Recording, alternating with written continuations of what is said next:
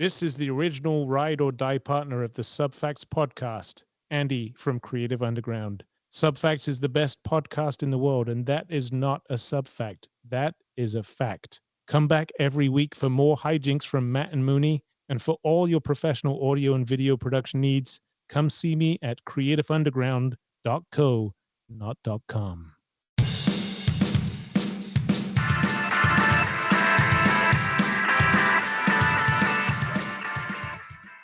Hello and welcome to Subfacts. I'm your host, Matt. I'm here with my partner in crime, Mooney. What's up, Mooney?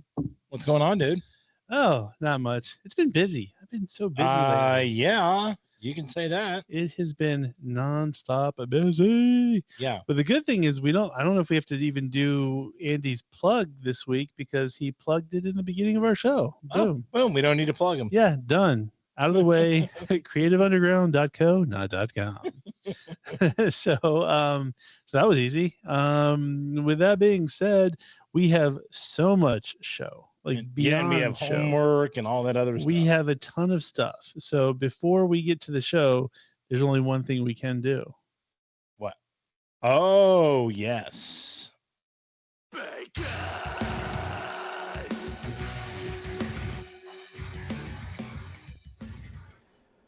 What's up, Brian? What's up, guys? How are you? I'm good. I am awesome. Awesome. We're awesome. Just finishing some of the Mooney's dugout as we're doing the show. Yeah. So it's a really busy week. Nothing like cramming at the last minute. Better late than never. All right. So here's the warm-up this week. First question. What are your 3 favorite aromas? Oh my man. God. You know what's funny is I have 2 right off the bat. What? You know aromas off the back? Well, there's one that I think you and I would both. There's one that you and I put at the number 1 of all time. Oh, yeah. Well, that is the number 1. That can't be beat. Yes. I'll just say it. Nothing beats stripper smell. It's the best on earth. It literally is. And it's no matter where you go, I've gone. I literally would buy cases of it and make sure my house smelled like it in every room. Yeah. Like I've been to different countries and no matter where you go, that smell is always there. It's a combination of like glitter and sweat and yeah.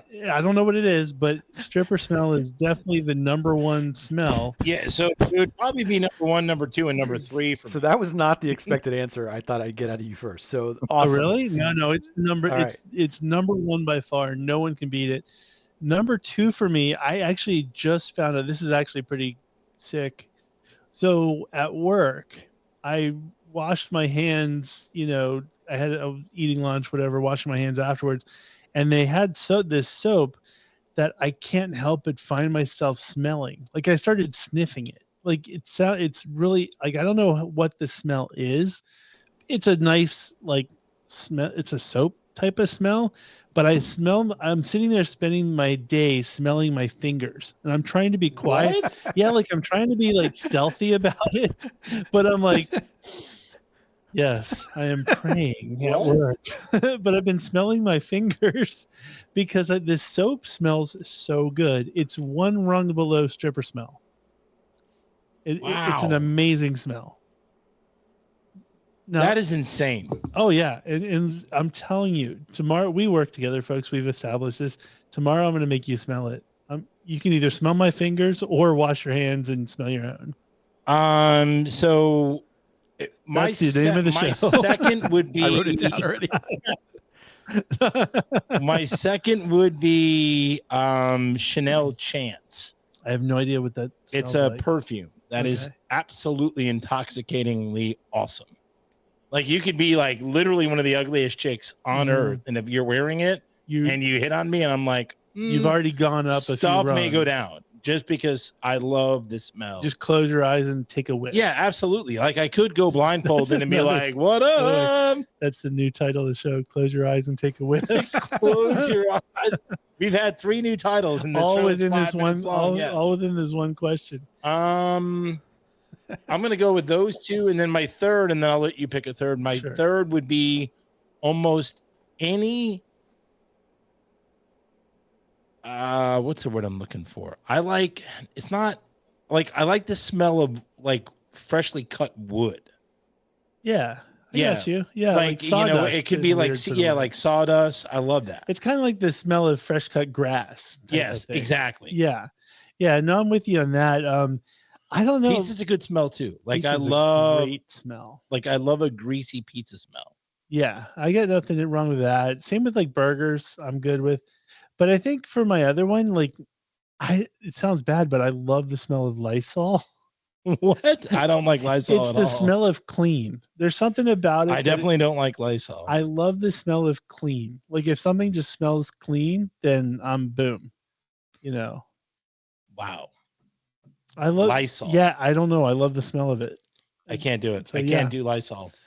Boom. But yeah, those are my three. There's a lot of other ones that I like. I mean, obviously, like I said, McDonald's I think smells awesome. And I think it doesn't taste as good as it smells, but it smells awesome. Oh yeah, like I've said this before, like when they used to have the styrofoam, if you got an Egg McMuffin in the styrofoam and you crack that thing open, that little waft was amazing. But there are certain things that don't smell good that taste good. Like a lot of seafoods don't smell that good, but they taste amazing. See, I think my Lysol goes into stripper smell too. Like, you know, it's a bunch of different smells. You know how they're always wiping the pole down with like the wet wipes type of thing? That also adds to the smell that we love so much. See? Boom. Boom. Okay. That was a great first question. That was an outstanding question. Awesome. Right off we the don't bat. even need to do the rest of the show, to be honest with you. We got the show title. All right, next question. Aliens show land titles. on Earth tomorrow. They ask to meet with one representative for humankind, but not someone in government. Who are we sending? There's only one person. Stallone. Yeah, you have to. He has to meet with one representative. But he doesn't want Stallone because they know we're going to answer Stallone. So it can't be Stallone. But the only real answer is Stallone. Okay. But we know it's Stallone. But for the audience. Keanu Reeves? No. Because we've talked about we would get rid of the Statue of Liberty and put the Rocky statue up. So Rocky would definitely be representing us in one way or the other. Why not get Stallone? I mean, Atlantis could be a good representative. That would be great, but you guys would yell at me, and I would be on board for it, but you guys would yell. Let me think. I just think the only answer is Stallone. I want Stallone, obviously, but we owe a different answer. You know they're gonna get in. The aliens would be intimidated. We owe by a different answer to our. Who in this world is beating aliens? There's only one person. No, but they're just talking to aliens. They're not beating aliens. I know, but you got to size the person up. Like the aliens are gonna go, give us your best just to see what's doing here. If you sent them somebody who they could take, then they're going to they might try to take us over. But if you send somebody where they go, oh, damn, we're going to try another planet because this isn't going to work out if we try to take over, that's why there's only one option. I mean, like, I can consider sending Mark Cuban. Mark Cuban would be good. Like, he's a Mark good... Cuban's not taking aliens if he has to. Who said... Brian, did you? No, they're just having a conversation. This isn't about That's exactly fighting. right. They're just having a conversation. You gotta size them up for Do the. they have to be alive all time? I would have sent. Oh no, I don't. You gotta size them up for the worst case scenario. Worst case scenario is global domination. There's only one person that's stepping up to that challenge. Maybe these are aliens that want to be friendly and they want to give us their technologies and stuff, and then all of a sudden you send a hard charger you at guys them, are naive, and now they're like, screw this, I'm leaving this. These people we're not giving them our technology. No. Here's the thing: Stallone may take things to a fighting level, and we don't need him to. No, but what I'm saying is he might need a cool head in there. You would get a cool head. He would be nice. He's not going in there to fight. He's just saying, if I have really, he's got fight, a cool head. Dude's about to be divorced and lose half of his income. Well, we don't know. We don't know where that whole thing's going. But what I'm saying is, he's a guy that's prepared in all cases. You need a guy who's prepared in all cases. You do want the person who's going to go in there looking for peace. You got to go in there looking for peace. Then that's not him. But if somebody he's looks a like genius actor, genius man, gorgeous, and can beat anybody up. Okay, so then you need to find somebody who's. But is he a negotiator? Is he going to be like a calm, cool guy that can be affable? I would, you need an affable guy that can go in there and make friends. I think he could make friends. He's not a make friends type of guy. Okay, so we need a make friends kind of guy, but could throw down if he had to. Ooh, maybe Liam Neeson. Liam Neeson's would be on point, but his Liam Neeson's very jovial. He's not really the friend guy either. He's the Chris Pratt. Okay, Chris Pratt would be a good one, but I think in real life, would he be able to throw down? Probably not. We don't know. I don't know. You need somebody. Yeah, but then like a Chuck Norris. You got to send Chuck Norris. I mean, here's the thing. What's his name? Keanu Reeves is never thrown down. We don't know if Keanu Reeves can really throw down. I haven't mentioned his name. So Keanu Reeves trains and all that stuff. I've seen videos. Yeah, but I'm sure Pratt does too. So we don't know if I don't know. I'm saying Chuck Norris is proven. He's a good guy too. Walker, Texas Ranger. You know he's going to go in there looking for peace. But Bradley Cooper. Once again, is Bradley Cooper going to be able to throw down? Who knows? Chuck Norris, the aliens. But then he's going to some of these guys are going to automatically throw down. The aliens have already heard about Chuck Norris because he's awesome. What about Dwayne Johnson? It's a good call. He but could be. God, he does everything. He could. I know. He's got to bring Kevin Hart with him when he goes. But Brian brings up a point. The Rock could throw down if he had to, but he's also very jovial. You want to hang out with him, so he fits. My only problem with it is we didn't answer it, and Brian answered his own question. I'm just asking questions. I'm asking questions. I'm not. I agree with The Rock. I think that's an unbelievable answer. Subfacts officially goes with The Rock. All right. Okay. All right. Next question. Missy Elliott tweeted the following question yesterday, and it went viral. What's your response to her question? She says, I have a question. Is there a difference between a hit and a classic record or no? And if so, what is the difference? I will take this unless you want this. I'll go next. Go ahead, Haas. There is 100% a difference. Yes. Yeah, of course. I agree. Because a hit can be classified as having a number one song. A classic doesn't have to be a number one song or sell a lot of money, sell a lot of records, but if it has lasted the test of time, that makes it a classic. That's exactly right. So there's a ton of songs that weren't big when they first came out, but have since lasted. And so, for instance, like Katy Perry had, I just saw a whole thing on like Diamond songs, like songs that have basically sold more than 10 million, and Katy Perry has a ton of those. But are any of those songs going to be classics? There's going to be a few, because not many. But what I'm saying is, just because she sold a lot doesn't make them classics, right? And that's the overall gist. Agreed. So, like not every Michael Jackson song is a classic, but he does have some classic songs. Yeah. Same with Prince. Yeah, but look at Led Zeppelin. They never had a number one song, and yet. But a lot of those songs are classic. Their albums are classic. Agreed. It's the same type of thing. So yeah. Yeah, I would have said the same thing. Not as eloquently as you, but I thank you, good sir. I agree with you 100%.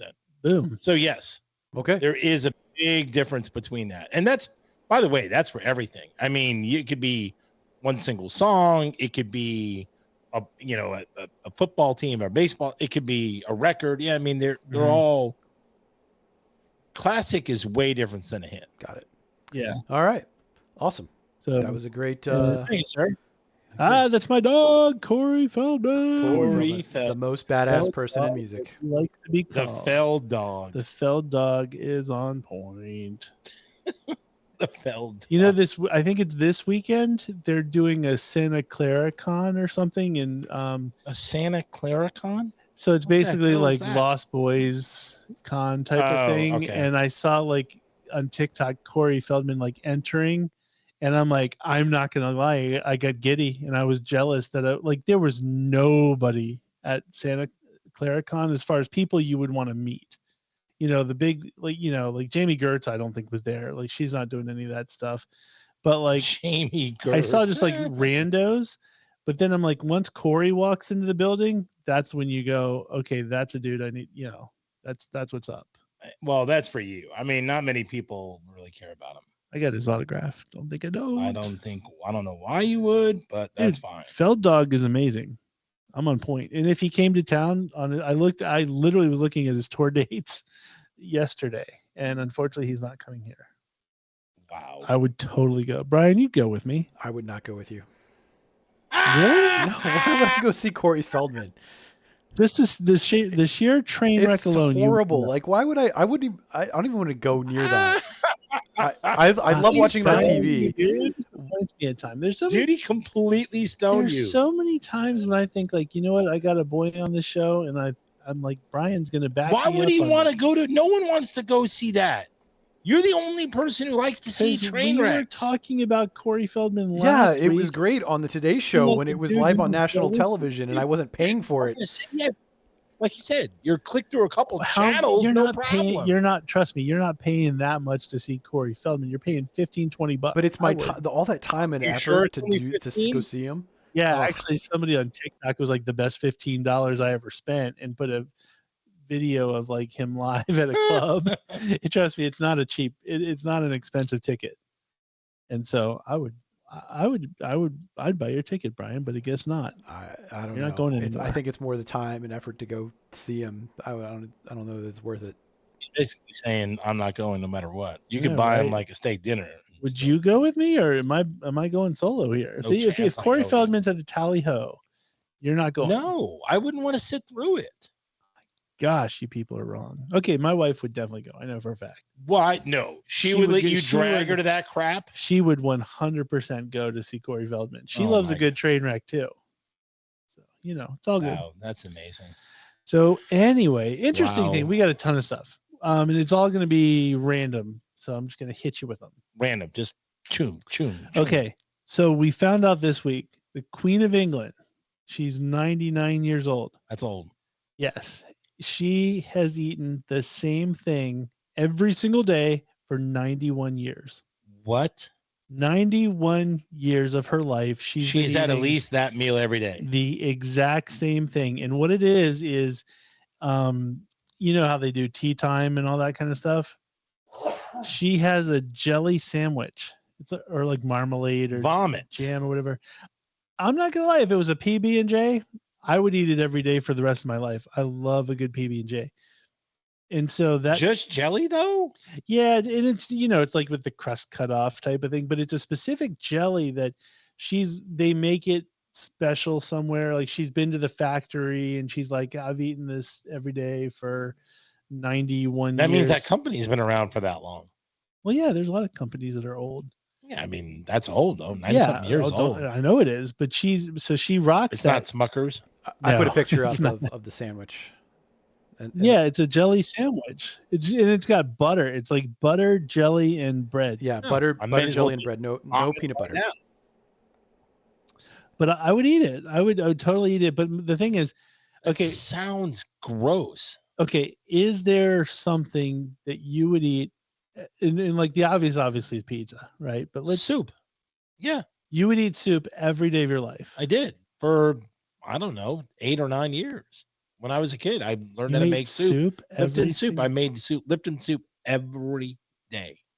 I hate hot liquids. I can't do it. Yeah, but I would eat soup. But you would eat, I could so- eat soup every day, so starting today, if you ate soup every single day for the rest of your life, you could do it. I could do it. No problem. and that and like egg rolls. No I could eat it. I variation could of- eat egg rolls or dumplings every day for the rest of my So life. no variation of the soup though. You'd have to pick like chicken noodle or whatever. Yeah, I would probably pick. It'd probably be some sort of pho, but yeah, I could do it. Chicken noodle, that's fine. Okay, fair enough. Brian, what do you have? Or mac and cheese. I could eat mac and cheese every day. for the I rest could of my eat. life. I could probably do pepperoni beef. pizza every single day of my life. No, but if you take the obvious, we got it. Pizza's the obvious. The other thing I one. could eat is probably sushi. Like I could have sushi every day. Look at you, bougie. Yeah, he's Yeah, always Brian- been bougie. Yeah, I'm gonna have foie gras every day too. He's been bougie for a while. I know. But he yeah, really has been. no, not sushi. I couldn't do sushi. Outside of pizza, what I would do is Not every day. I do like sushi. Don't get me wrong, but not every day. Hostess mini chocolate donuts Ooh. every single day of my life. If I just had, those little 6-pack deals, if that was just a guaranteed go-to, every day I'd do it. No problem. Oh, another thing, potato chips, but I don't think they count as a meal. I can eat potato chips every day of my life. No problem. Yeah, it's more of a side, but unless it was a specific bag of Lay's every single day, I guess you could pull that. Yeah, I off. wouldn't want to eat a whole bag, but like a few chips. No, Sometimes I man, do like eat a the whole snack bag. Yeah, Snack bag. I can do a snack bag of Lay's every day. Yeah. No problem. But little mini chocolate donuts. I want that. There you go. Nothing would make me happier too. Like, can you imagine? Like, I go to the doctor and he's like, "Look, I got to put you on a special diet. Every single day, you have to eat 6 of those little That mini chocolate would donuts." be- I'd cry. I'd cry. I'd be like, If we're gonna go to the dessert route, it'd be the Hostess cupcakes, the chocolate cupcakes with the cream filling.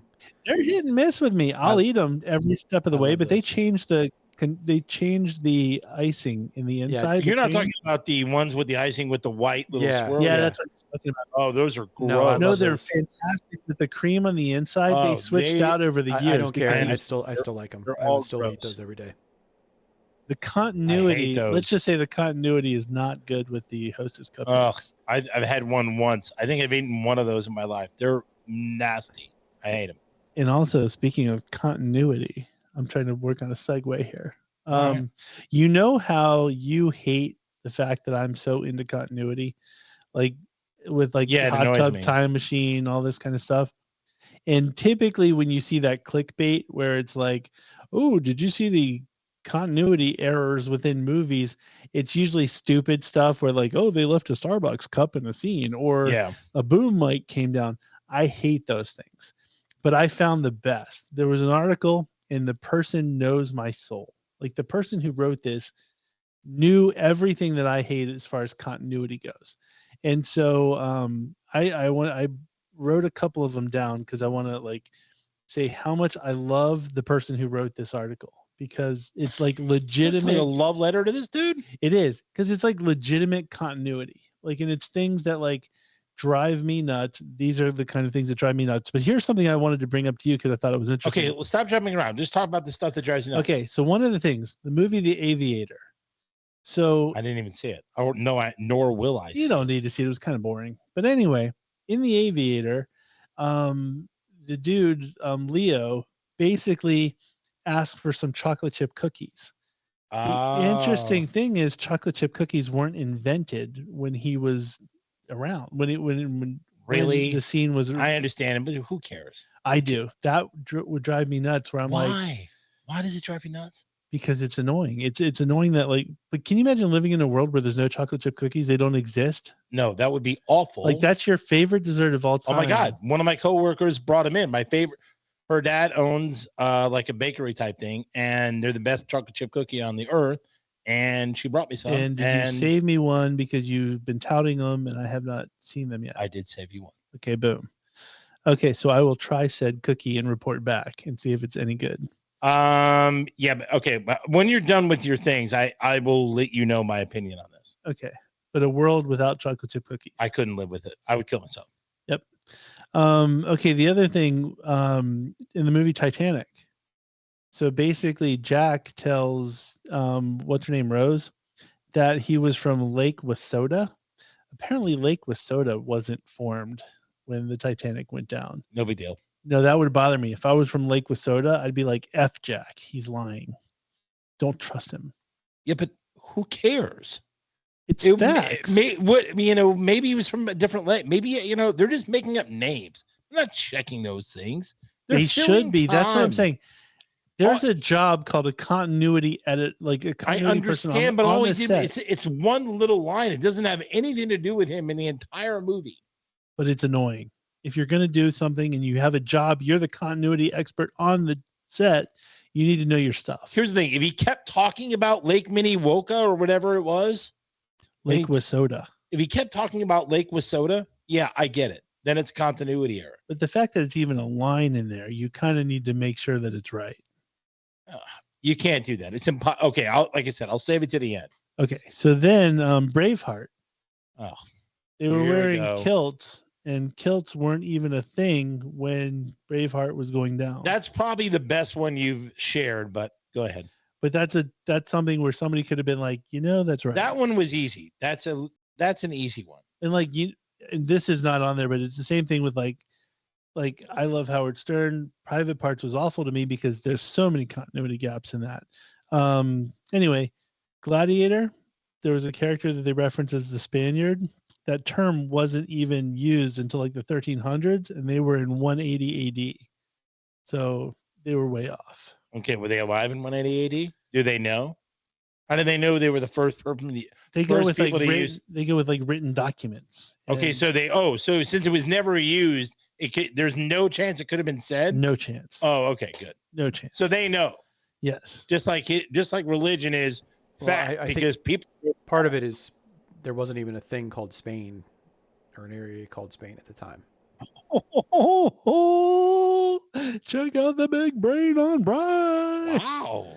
You got busted, sir. God, you got busted. Brian's mean today. It's awesome. I like Snarky Brian. Snarky Brian. And so one of the last ones, there's a bunch of them, but one of the ones I thought was funny too was, and this is more me music style, in Back to the Future, the guitar that Marty used in 1955 was a Gibson ES-345, and it wasn't invented until 1958. See, that one they could have. The guitar thing is that's easy to catch, right? You know, somebody just went, "Oh, that's a 50s style guitar," not realizing that in 55. Right, that'd be like an old golf movie. They were using it like a tailor-made, right? I mean, like, come on, tailor-made was. But you see that a lot. You see cars that weren't invented in movies and stuff like that. Okay, my point is those types of things are easier to catch. Mm-hmm. The lines like "I'm from Lake Watoka" or whatever, that's a lot harder to catch. And here's my thing. Well, it's in the script. Like I said, the continuity editor, part of it is there's a script supervisor too that basically goes over to make sure that they're saying everything line by line. They could have got together and had a few beers and said, "Hey, by the way, Lake Watoka wasn't even a thing." They could have, but it's not part of the story. Or it chocolate means chip nothing. Cookies. Again, chocolate chip cookie means nothing to the story. If it was his favorite dessert and they said, "Oh, this is whoever he played. This is something's favorite dessert." Yes, Howard Hughes, is that who he played? Whatever it was. So, this is Howard Hughes' favorite dessert. Then that would have been a problem. That's a continuity error. But the fact that he just said, "Oh, get me some chocolate chip cookies," stupid. Big deal. So this is a place where I'll side with Matt. Way ahead of his time and said, "What did you say, Ryan?" So I said, this is a place where I'll side with Matt, and this stuff bothers me to no end also. Like it really bugs me, and it takes me out of like the movie or TV show, whatever I'm watching, when I see stuff that's just blatantly like, and I think I was talking to Matt earlier, a good example is a good example was I was watching this show For All Mankind on Apple Plus, and at the time the show was set in the 80s, but they were in kitchen sets in like houses that looked like modern kitchens with like modern appliances and things like that. When everybody back in the 80s had like the bright yellow or that lime green, refrigerator and everything in the show is stainless steel with granite countertops and like IKEA cabinets and stuff that didn't exist. Really, that doesn't bother you?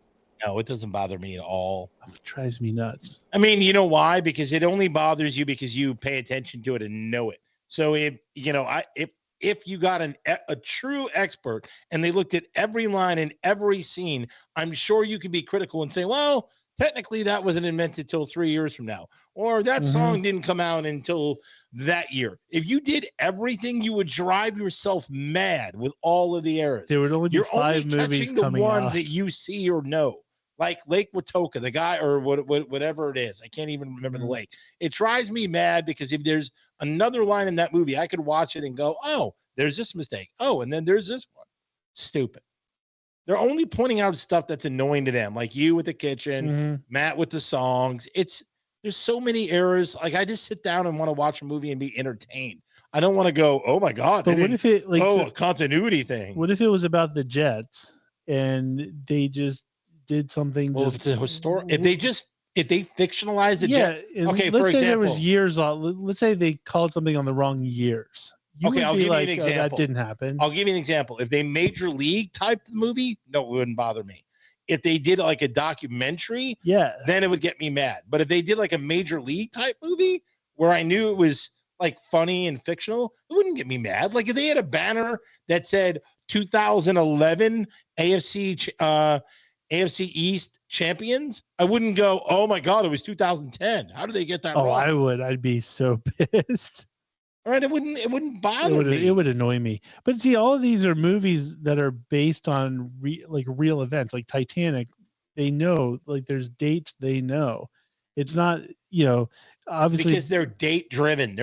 That's the reason they catch it, because it's date driven. Yeah, as it should be. And if you're going to pay attention, Major to the League date, wasn't date driven. It was a fictional story about a team that doesn't want to whatever. No, I'm saying in the examples I gave you, they were all date driven. And if you're going to be date driven, you need to be correct. Yes, but Titanic was a fictionalized thing. All they had to do was talk about the ship. All it was about the ship going down. They weren't really. They're not going to put whatever. When did Burger King come out, or Chick-fil-A? Mm-hmm. And like if they had a Chick-fil-A bag in the movie, yeah, then I might go, oh my God, that's egregious. But if they had like a burger, they had McDonald's and it came out in 1919 in the movie, the ship went down in 1918, no big deal. Oh, drive me nuts. You know what else drives me nuts? I don't know, but that stuff drives you nuts, and you guys shouldn't watch a lot of movies because there's probably a lot of continuity errors. You probably just only catch the ones that bother you. What really drives me nuts are the kids today. We talked about rock shirts last week as far as what's appropriate. Oh my God. What's appropriate to go to concerts. That is. So we watched a TikTok, and there's a bunch of TikToks out there, but where they went to like a high school or whatever, and they showed random kids wearing random rock shirts, and they asked them like, hey, can you name three? It was 3 songs. And 3 songs, yeah. Most people didn't answer any of the songs.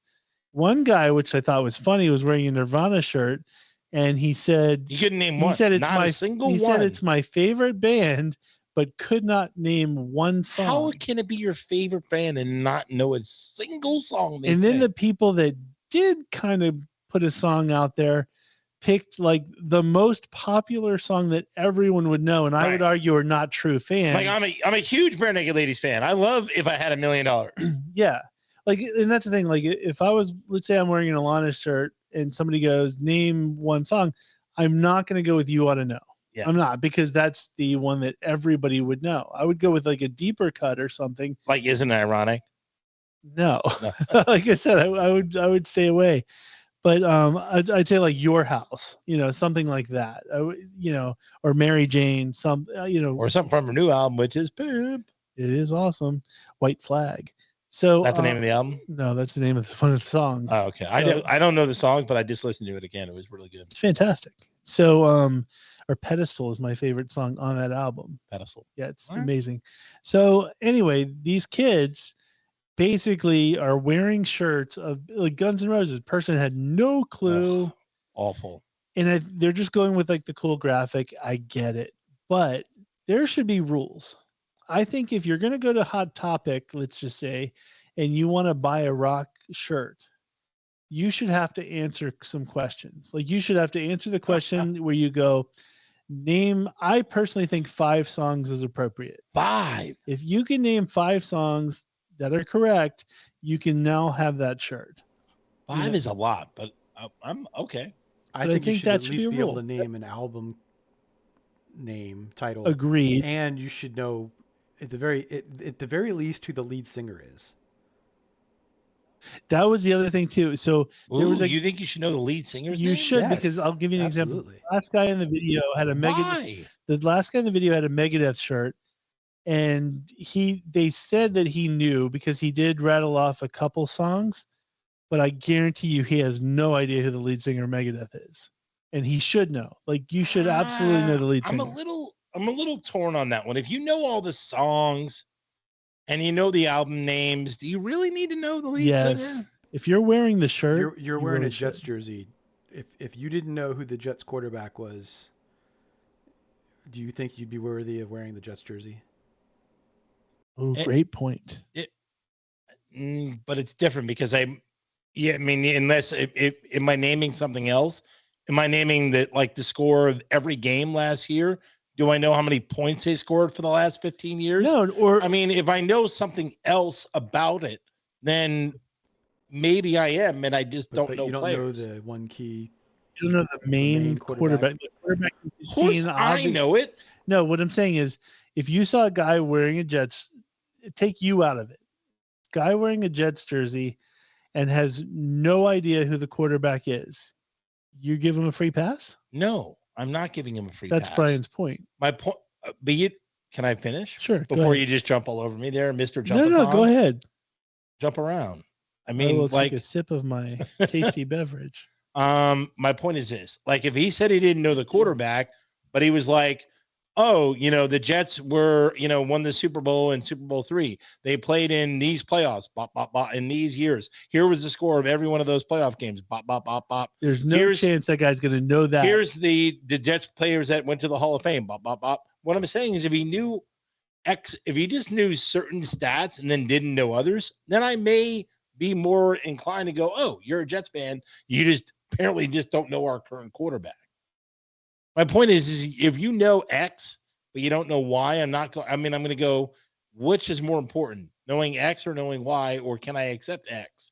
What if he doesn't know any of it, but he just goes Joe Namath? No, that would be no. Then I'm not talking to him, befriending him, and I'm actually hating him. And I don't want him to root for the Jets. I think that's the point that Brian's making, because it's a matter of naming some songs. Like I'm saying if they say they know the albums and know the songs. But it's like naming if you know one song, it's like naming Joe Namath. It's the most popular. I didn't say songs. I said 15, 20 songs. And the album names. Mm-hmm. Then you don't know the artist. That's not okay. There's no way you know 15 songs, you know the album names, and you don't know the singer. For example, I know Stephen Page, but do I know the other Bare Naked Ladies lead singer? Ed Robinson. I do. If I heard I think the it's name, Robinson, but it's Ed something. Okay, my point is, if I heard the name, maybe I would associate it, but I don't know it offhand. But could I tell you the first 4 or 5 albums? Could I tell you 50 songs? Yes. Yeah. Okay. So what does that make me now? I love Bare Naked Ladies. I love their songs. I love their music, whatever. And I have all those knowledge, but I don't know the lead singer's name. It doesn't bother me. You kind of knew. I know Stephen Page. I don't know the other one. Yeah. If someone put me up to it, I wouldn't have got Ed Robinson or Robertson. But okay, fair enough. But I'm with you about you should know at least X I amount think of songs. 5 songs the minimum. 5 songs is fine. And I will throw it even this way: concert tickets. If you're going to buy concert tickets, you should also know at least 5 songs. No, there should be trivia questions when you buy concert tickets. That would be outstanding. Trivia questions? Like what? Like you were saying, like in other words, hey, what was what's their first album name? And you only have a certain amount of time to answer it, so you can't Google it. 100%. I would be 100% down with that. Right. You have like 4 seconds to answer what was their second album. Yeah. And that's one of the things I was talking to Mooney about too. Or their first song that it was a major hit, right? Or something. So Metallica on the Black Album tour was fantastic, because the Black Album obviously took them to a different level and brought a whole bunch of new fans. And so on the Black Album tour, they opened up with Enter Sandman. So it was basically like, hey, if you came only to hear this song, then you're going to play it right up front and then you can leave. And so they did it perfectly for those yahoos. But I agree. Ask some trivia questions. If you don't know them, then you don't get tickets. That's awesome. Then you're eliminating a lot of people from buying tickets that are wahoos. Yes. Same with shirts. I'm just saying those are the Subfacts rules, I think. I'm fine with your rules. Okay. I'm okay, because I would have the similar rules for football jerseys, for football tickets. What about movie tickets? Like if you went to a Stallone movie and you didn't know Rocky. All right. For movie tickets, I'm okay with people buying movie tickets, but you should not be allowed to write a review if you don't know the actors in it or what other stuff they've done. Fair. Until we get to my segment. You shouldn't be able to write a bad review about John Wick if it's the first movie you see.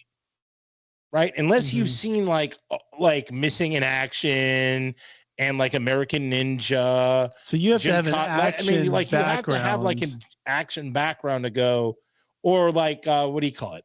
Death Wish, right? Mm-hmm. Movies where guys are fighting against everybody or something like that. Okay, fair enough. Then then I could see it. I'm for it. Boom. Okay, so that was kids wearing Rock Band shirts. That went a little crazy. That went a little out there. Little nutty there.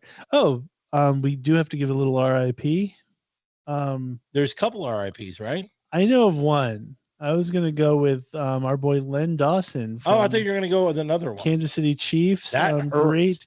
Inside the NFL, I will say, man, he was the best on that show. there was a time when he was on Inside the NFL.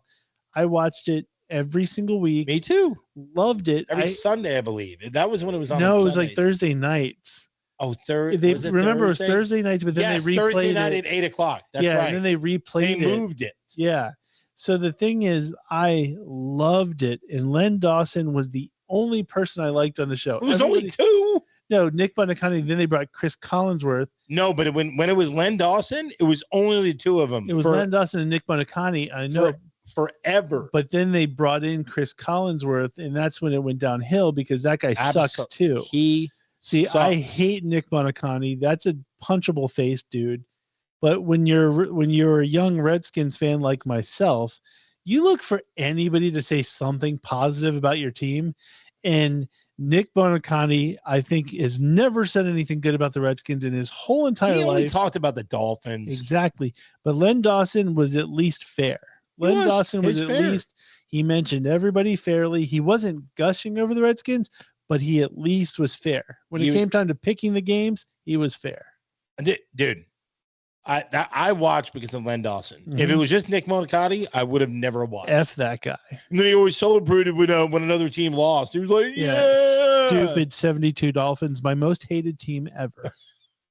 So stupid. Like if you had to pick one team for one thing, 72 Dolphins, I hate you all. Apparently there's a lot of hubbub came about after he died about there's a photo of him, like popular photo of him smoking in halftime in the locker room during Super Bowl I, I believe.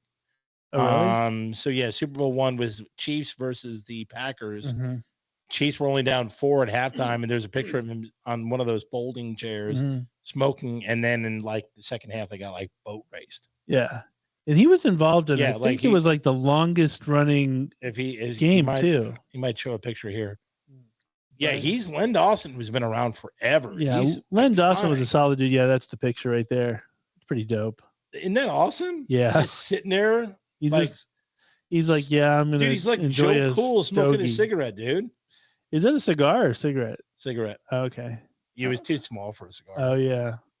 Look at those cleats. Though. They look like blocks. Jesus. Yeah, that dude was a man's man too. He's a good was. dude. You could definitely hang out with him. Yep. But R.I.P. Len Dawson. Stuff, get into a bar fight, all those things. Who was your other R.I.P.?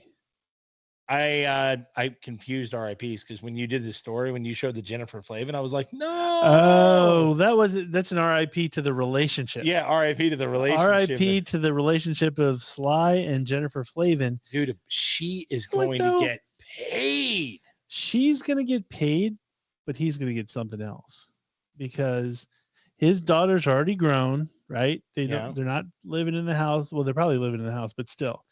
Stallone is going to get mad chicks now. I'm surprised chicks. He went over a decade with Jennifer Flavin, probably 20 years, I think. Yeah, 25 so she's going to get paid.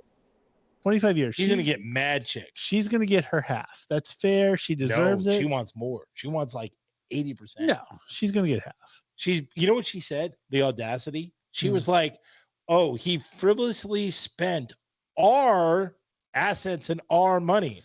I don't believe she was ever in Rocky or Rambo. Like I don't recall that. I was like, are if he was you are like if he was still with Brigitte Nielsen, then yeah, she could be like, hey, I was in a couple of these flicks. Like I mean, he's done Expendables, Escape Plan. Like he's got the restaurant. Like none of which starred her. You don't do anything. By the way, the day she married him or whatever, she quit her job. She was a model before. Right. She doesn't do anything. No. Yes, he spent his money. Yeah, 100%. She'll get half. She won't get. There's no chance his lawyers. He's lawyered up. He's gonna get Johnny Cochran time too. He just spent money for she said spent unwisely and lost some of their savings and stuff. I was like, you didn't Apparently earn anything. She just watched Rocky 5. That was Paulie, Jennifer Flavin. Yeah, exactly. She's No, she's an idiot because she's, he's going to good be that he's getting rid of her. if anything, Good. he's probably been looking at an exit clause, for her for a long time anyway. Yeah, this is perfect. Now, he gets a young chippy, maybe his daughter's age. Now he can go with that Asian he had in Expendables 3. There you go. What up? How happy would you be for him if he just went straight up Asian? Like what my Cindy God. Starfall is now with. That would be Stallone. awesome. Like or Constance Wu or Brandy Chung. Awesome. Because he's getting a Gemma Chan. He's getting a top-notch Asian. Ooh. He's getting a top-notch. I don't know about Gemma Chan because she's he's gonna get proper the and British and all that. Asian girl from Rambo 2, like her granddaughter. Ooh, yes. With the green eyes or whatever. Well, you know what he can get? Komiko now. Komiko's still kind of hot. No, but he could do better. Yeah, he's gonna do better. He's clearly gonna do better. Komiko's kind of hot. We might need to get our boy Mike Kunda on the show again to see what. There happens. it is. Get Kunda. Now's the perfect time to be boys with Stallone. Now's the time where he's gonna go out. He's gonna want to sell. Oh my God! You know what? We got to get Kunda. Brian, get Kunda. You know why? Because maybe we'll be like, hey, he may be feeling a little down. He needs a boys' night. Yeah, he needs a boys' night. We'll hang out with him. We are the boys that he needs to hang out with. Oh my God, that would be awesome. Stallone on the prowl night. That would just be fantastic. Boom. Dude, imagine that. Hanging with Stallone. You would have to get a divorce just to do that. Just to hang out on Stallone's prowl night. Oh my God. And remember, you just get his residuals. Yeah. All the chicks that he's not with. Yeah. It'd be crazy. So, hey, RIP that relationship. It sucks for her, That's 2 big RIPs. Yeah. What can you do? So, moving right along, movies of the week. There's a movie on Amazon. There's a remake with Naomi Watts coming on Amazon Prime called what is it? Goodnight Mommy or something like that. Kill My Segways or yeah, exactly. It's called Goodnight Mommy, and I thought it was going to be a good remake, but it looks kind of stupid. Okay, well, also I believe on Amazon Prime, but in the movie theaters as well, Samaritan comes out tomorrow. It does? Yep. Comes out tomorrow. Oh shoot, I'm gonna have to see that next week. Yeah, and apparently it is in the theaters. It's gonna be on Amazon Prime, but it's also I have Amazon Prime. And tomorrow you said? Yep. Oh my God, I'm gonna have to watch. So yeah, Samaritan. Which we've already talked about it, but did you see how that would have went Stallone to Stallone? That was a good segue. It would have been great. Would have been great. But I messed it up. Yeah. So anyway, Samaritan, we don't need to talk about it anymore because just go back to previous episodes. Yep. Just know it's going to be great. Just know you have to go see it this weekend. Yep. 100%. So then the next one is called The Invitation. What? So this one, I can't tell if I'm going to love it or not. It's either going to suck really bad or it's going to be awesome. So it's about this lady who I think she goes to Europe and she gets invited to a wedding. She goes to the wedding and it turns out that it's a whole creep fest and it's all like vampires. So I think they're drinking blood. They kill somebody at a table. Oy. Looks awesome, but it also looks like it could be a little bit slow and it looks like it could have been too done up. It looks almost too nice. The Invitation. I wonder why it's called that. The Invitation. The Invitation. Because she got invited to a wedding. The Invitation. And she goes and it's a bunch of creepy people that kill people. They look like vampires. They didn't say vampires. Semi interested. That's my point. I think I'm either going to hate it or love it. But they don't reference vampires, but they clearly slice a lady's neck and they drink her blood. So what can that? That's got to be. It's got to be vampires. There's nobody else that's doing that. Yeah, I don't know. And if it's not vampires, I'm going to be extra pissed because I love me some vampires. You do love vampires. And if somebody else is drinking blood and it's not vampires, then it's going to suck. Who else would drink? I mean, I guess I can't think of anything either, but it's got to be vampires. And for that, I'll love it. Okay, the next one is called Maneater. So Maneater is basically Jaws. It's basically these people going on vacation and a shark movie. Yeah, and it's a big great white shark. In theaters. Yep, they get hunted down by a great white shark. Huh. And basically it's all it is Jaws, but I love that. Anytime you get a Jaws, you get a shark of any sort eating people, you have my money right then and there. I'm automatically going to see it. I love Jaws. I love Megalodon. I love Deep Blue Sea. Meg was great. Yes, I did love Meg. I love all of those movies. You put a shark eating things, I'm there. I was hoping they would have a Meg 2 by now, but no. But they have Maneater. Maneater. So, you don't have to look it up right now. We have a show to do. I don't see it. Well, it's there. Are you spelling it all one? It's all one word. Oh, you lied to me. No, I didn't. Lied to my face hole. Oh, that's weird because Brian is pulling it up.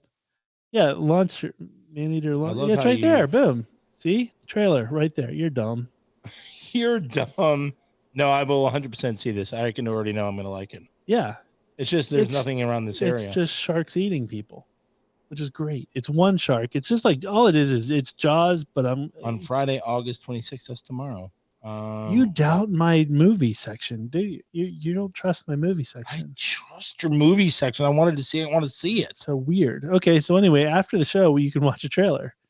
Up next, we also got a new sneak peek of the new Hellraiser movie that's coming out October 7th, and I believe that's on Hulu.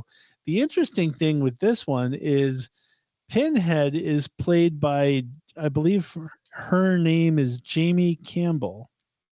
And I got to double check that I've got that spelled. No, Jamie Clayton. So Jamie Clayton, she was in Sense8. And so the new Hellraiser, like, I'm cool with her being the Hellraiser. And it looks like Pinhead with boobs is what I've seen. Pinhead. The only thing, and I want to kind of keep it PC, is Jamie Clayton, for anybody who doesn't know, is a trans actress. So she was formerly a male. And so my problem is if I look at Hellraiser, like I look at Pinhead with boobs, I want to go like, oh, dude, check out the boobs on Pinhead. But then I'm like, am I looking at dude boobs though? So it's that kind of throws me off. So in a weird way, but I'll see it. I would love a female Pinhead, but I want it to be a Pinhead where I can look at the boobs and go, hey, those are awesome boobs on Pinhead. You know what I mean? Like, check out the boobs on Pinhead. And so, but I will say Jamie Clayton is a fine actress. I've seen her on, like I said, Sense8. I love that show. So I think she's going to do a great job for Pinhead. My only part is the boobs. Jeff Fahey's in Maneater. Yeah, it's not that great. Oh my God! Lawnmower man himself. But how do you screw up a shark eating things? It's got to be on what is it on one of the major network? I think it's going to be in a movie. I think it's in the movie. I looked for the. It's probably on demand. It's probably on demand. Yeah, it's going to be. I mean, but it's a shark. How do you screw up a shark eating people? Hey, like bait. Like piranha and stuff like that. It's piranha awesome. Was great. Yeah. So anyway, so Hellraiser with boobs, Shark Night, Bait. I love all those cheesy shark movies. Anyway, female Pinhead, you in, you out. Of course I'm in. I already told you I'm in. 100%. Oh, that was right. We discussed by text. Yeah, by text. The people here. Yes, I'm 100% in. I don't care if it's a trans actress. Yes. I'm gonna be completely okay with Pinhead having boobs and being like killing people because she's gonna do some major damage. Yeah, I'm cool. I'm excited to see it. I'm interested to see how it goes. But I'm just like, hey, check out the boobs. Check out. You know what though? Maybe some guy, and maybe they'll use that in the movie though. Maybe like. I'm not gonna lie. And here's the thing. Like, how do you know? Like, if I didn't know she was trans, yeah, she would say trans, right? I'll say she was naked in Sense8, and I would remember going, "Ooh, check out the boobs." And then it was I was made aware. And then I was like, "Oh, okay, well." Check out the boobs. My point is, like, let's say like Pinhead captured me. I open the little Rubik's Cube thing, right? And I play around. Then I'm transported into that world, and I'm there, and I'm like, "Whoa, hey, what's going on?" Yeah. Like if I thought she was hot with some nice boobs, I'd be like, okay, what's going on? Yeah, there you go. I'd have to find a way around the pins in your face, like they would get in the way, but or the pin. Well, never mind. All right, stop. The other pin.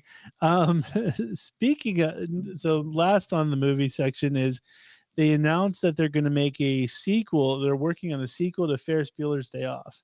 I saw it. I got excited, and then I read the what's going to happen. No, see, it's everything that I loved. Where I was saying how you can't do a straight sequel. You just can't, because straight sequels suck. But if you do it in the world of, then it's much better. So what they're doing is, the sequel is, for anybody who remembers Ferris Bueller's Day Off, they parked the Ferrari in a garage, and the people who worked at the garage took the Ferrari out and had a whole joyride.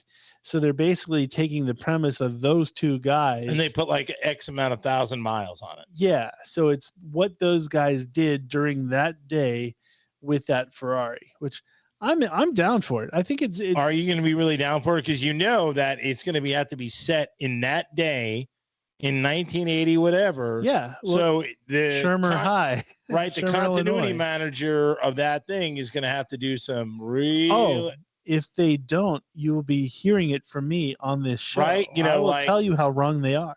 Right? Let's say like the time. Oh, wait, no, Ferris Bueller was still asleep at the house at that time. Well, or they were at the if they do that, the restaurant, and he was the Sausage King of Chicago at Dave that time. Froman, get it right. Right. They were doing he was at the Cubs game at this time. So it couldn't.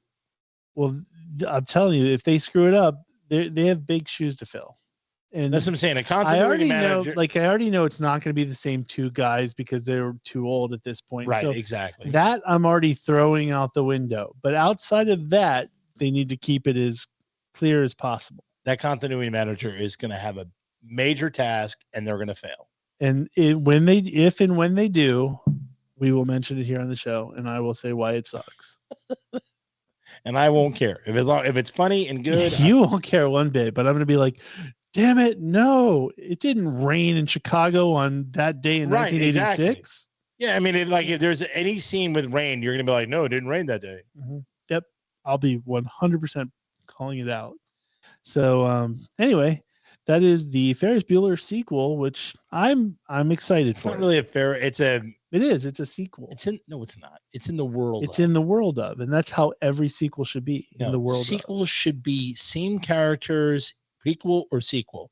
If you do prequel, then you can do different characters. But if you do sequel, Broderick out, if you pulled Matthew Broderick out now, it would just be dumb. You could do his kid. His kid has a day off. Yeah, and then he shows up as a cameo. It comes out stupid. Or how about this? Ferris Bueller's Day Off of Work, right? And it's supposedly, you do a work at home spin, and then he's like 60. He's going to go home and take a nap. What are you talking about? He can go to the golf course. He can go get a drink somewhere. Who knows? People party at 60. I think it'd be more boring. They could set it in Florida, and he could be in Key West, and he could be part of one of those like nude painting body things that goes on. Who knows? Okay, fair enough. I'm saying I like what they're doing. I'm just saying I like. Oh, don't take me. You wouldn't watch Stallone. Stallone probably still is hot. Yeah, I'm sure she is. But I'll take a younger version when she's hanging out with these two dudes who stole the Ferrari. What if... This is Cindy Starfall, and it's time for Mooney's Dugout. Love you, Mooney.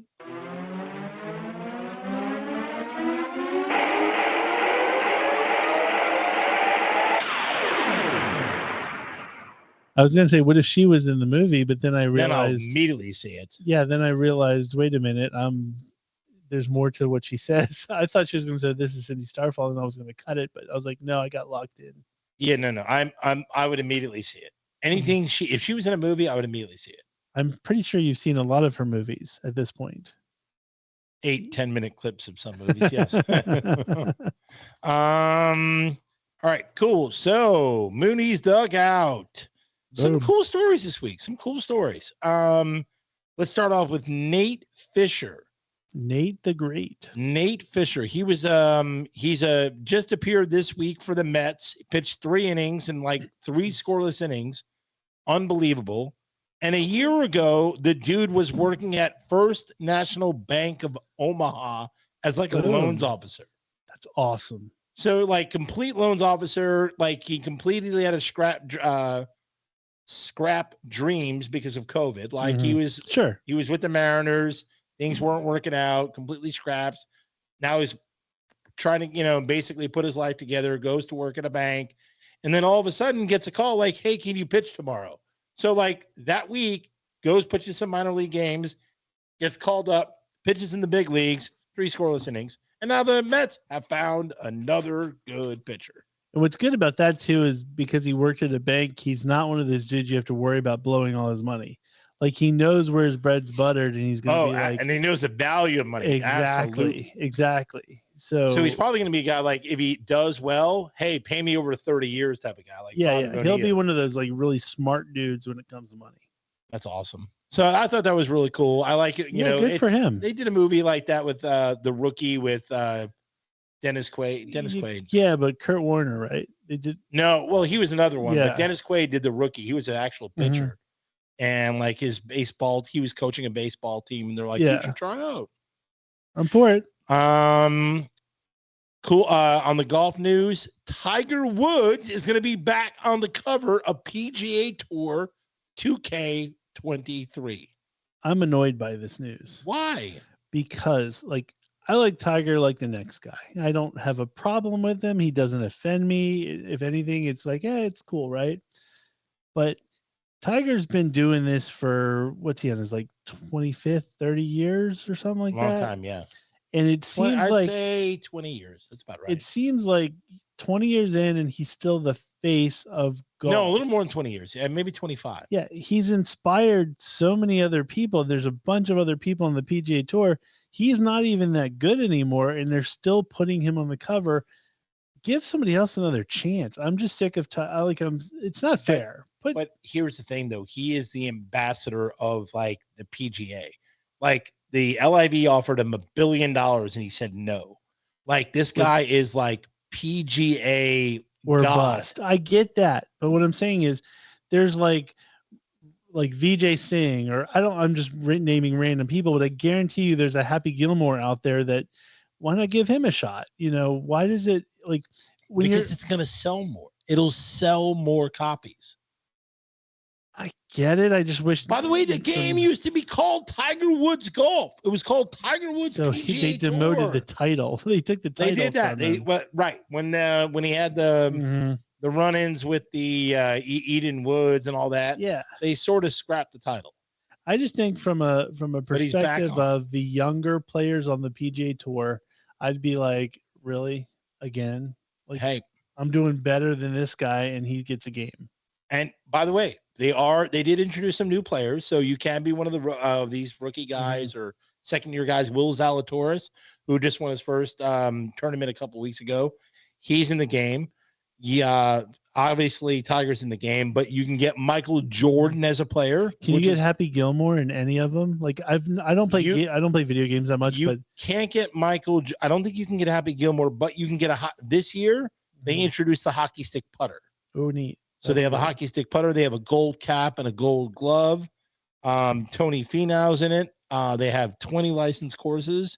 So it's pretty big. They're one step away from adding Happy Gilmore then. So if they get enough people that would write in, I'm sure they would do it. I think that I would buy Happy Gilmore's golf. Like if they and you went up against Shooter McGavin or something like that, it would be awesome. And then you have Carl Weathers back in his day. Did you see? I saw something I think this weekend, and I don't know how true it is. What was Carl Weathers' name?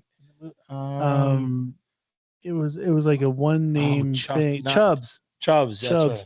No, I saw something on Happy Gilmore this week that the guy who was Happy Gilmore's caddy, the blonde haired kid, like the almost albino looking kid, apparently is like a real golfer and on like the PGA Tour. I wonder if it's Will Zalatoris. I don't know because he looks like him. I don't know the guy's name, but I saw it and I'm like, he's actually a golfer. Yeah, I didn't investigate it too much, but that's what I saw. It could have just been clickbait. It could have been. See if it was Will Zalatoris there, Brian.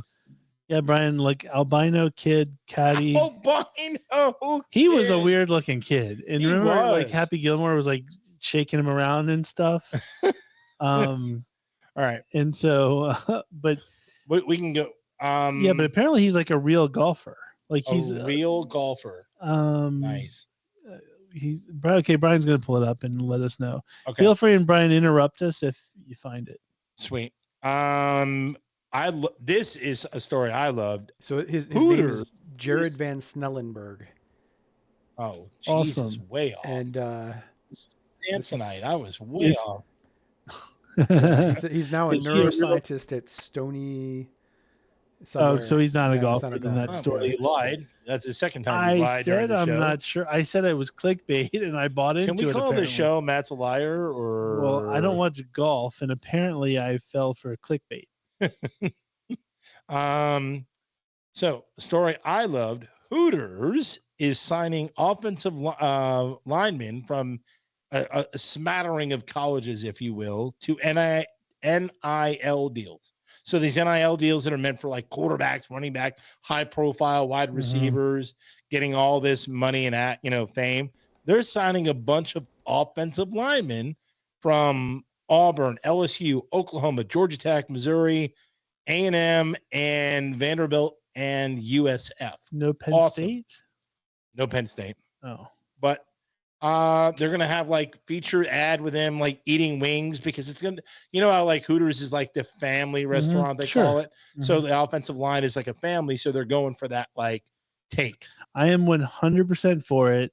I think like anytime you see the underdog, and it really is the underdog, because linemen get no respect whatsoever. None, zero. So I'll give you, and I'll even tell you a story. I was in a Redskins box with the mother of a prominent lineman, and BK was there, and BK said to her, he was talking to the mom, he's like, I went down to get one of his jerseys, but they didn't have it in the store. And she was like, yeah, there's no love, like no one, she goes, no one wants them. She was like, I have a couple. And she wasn't like, it wasn't that she didn't want it because it's obviously her kid, but she just was very obvious about no one is looking for a lineman jersey. Well, that changed though. Their linemen are now. It's changing a little bit. I have a Jets lineman jersey. Sure, but it's one of those that if you went to like Dick's Sporting Goods, you're not really typically going to pull it unless it's the main star player. Right. Yeah. Like, I mean, there's a couple of like left tackles that are like really popular, like, yeah. Or when he was with the Ravens, Orlando Brown, one of the Jake Long, you get these really popular, Mangold with the Jet Center. That was one of our most popular jerseys. Yeah. And it depends on the team, but for the most part, they're not showing up unless you specifically order. But you guys had one, Trent Williams. That was a really popular jersey. That was the one I was talking about. But yeah, that one wasn't it actually literally was not in the Redskins store. But it came in and they started, after he started playing well, they started selling his jersey. I was sitting in his box, and at the stadium, they have a whole store. No Trent Williams jerseys to be had. Store, but that's a little different because they're going to go, I mean, I forget who your team was back then, but I'm sure. Trust me, there wasn't any. He was the big draw at that time. You didn't have like a big time wide receiver or quarterback. Not really. No. It was a weird year. You went through so many quarterbacks. I'm sure you had one. Well, that's what I'm saying is nobody's going to go. Alex Smith, I think it was. Alex Smith wasn't yet. He wasn't there yet. No, he wasn't there yet. It was early. It was Trent Williams was like a rookie that year. All right. So it was like his rookie year. But like I said, it wasn't anybody that anybody was, I don't think it was Jason Campbell. Who was? Oh God, awful. 2010. Yeah, it could have been Campbell. Maybe. But I was going to say but that's what I'm saying. It wasn't anybody that anybody cared about. So it was 2010. Yeah. So was it Campbell? Redskins quarterback 2010. I think it was Campbell, but I think it was Campbell, but it wasn't anybody that anybody. It wasn't anybody. Yeah. That would have sold jerseys. But everybody knew McNabb was a joke. It was there for one year. I understand, but it would have sold jerseys. He would have sold absolutely. I don't think he sold. I didn't recall seeing many. I saw a ton of McNabb jerseys. Not at the games. Yeah. I didn't see many McNabb jerseys. Come on, dude. He came here. RG3 sold a ton of jerseys. McNabb, but RG3 came in under different circumstances. As a rookie, sure. No, but he came in as the hope, the promise, and the he had future. a great first season. Everybody forgets McNabb has been when he got here, and everybody knew it. Everybody knew he wasn't going to stay. No, I mean, Anytime you get If you bought a McNabb jersey, you're a dummy. By the way, Falcons fans are buying up Mariota jerseys. I'm sure Colts fans are buying up Matt Ryan jerseys. Dumb ones. Like Brian, you were a Redskins fan at the time. Were you even remotely? Oh, by the way, about I've already seen not at Wentz all. jerseys. I was Talk about. I was shaking my head that they even brought him over. By the way, know. I see Wentz jerseys, so don't even get me started. Are you seeing Wentz jerseys on like 10-year-old kids that didn't get a No, choice? like when you go to a bar or whatever, I see Wentz jerseys. Oh my God, those people are. And I would tell. I'm a fan, and I would tell them they're Those dumb. people are dumb. I'm not gonna lie. I did buy some Commanders. Like I bought my first Commanders gear. I bought a shirt, and it's got McLaren's numbers on the back. Oh, McLaren's a good player, and that's fine because he's not like I would never get Wentz because of the fact that there's no chance Wentz he's is going to be terrible. He's going to be awful. One last thing. Speaking of, well, I don't know if you were saying it before, but crazy. This guy named Pete Kazenko in I don't even know. I think it was in, I don't know if it was in Utah or not, but him and his like three brothers own a restaurant. They were messing around, and one of the guys says, "Oh my God, Utah State is 1,000 to 1 to win a national championship. We should hammer that." Mm-hmm. And I think they're in Utah. Mm-hmm. So the one guy looks at the schedule. He's like, "Oh wow, they play Alabama in week 2. I'm going to absolutely hammer it." He bets $1,000 on a 1,000 to 1 bet for Utah State to win the national championship. I don't watch college. Is he? How far off is he? Well, it's got to be if the odds 1,000 to 1. But if that's nuts. That's what I'm saying. Is never going to happen. Never going to happen. He basically just wasted $1,000. Yes. So basically, it's the first, and this is they checked it and whatever. Vegas or all these betting houses have never received a $1,000 bet on a 1,000 to 1 odd bet. Like offer. you should, the person who takes your money should punch you in the face as they're taking your money. Yeah. And just say, "This is how dumb you are." But it's pimp though, because they're betting. Well, it's only on Utah. pimp if it works. No, I mean it's pimp. If they have the money and now you're, let's say for some reason they beat Alabama and the rest of the schedule is somewhat cake. You're talking about rooting for a bet that could get you $1 million. Don't get me wrong.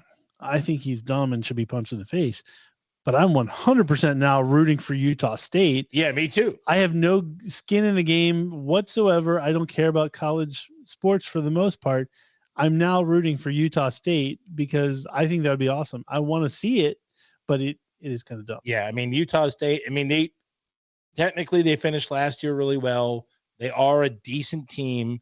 The problem is they're 45 to 1 to beat Alabama. And if they beat Alabama, then they need to play like Sisters of the Poor going. The problem is they're going to also play Utah, which is a really good team. They do have a lot. They do have Sisters of the Poor or the equivalent on their schedule. But the point is they have like only 2 or 3 tough games.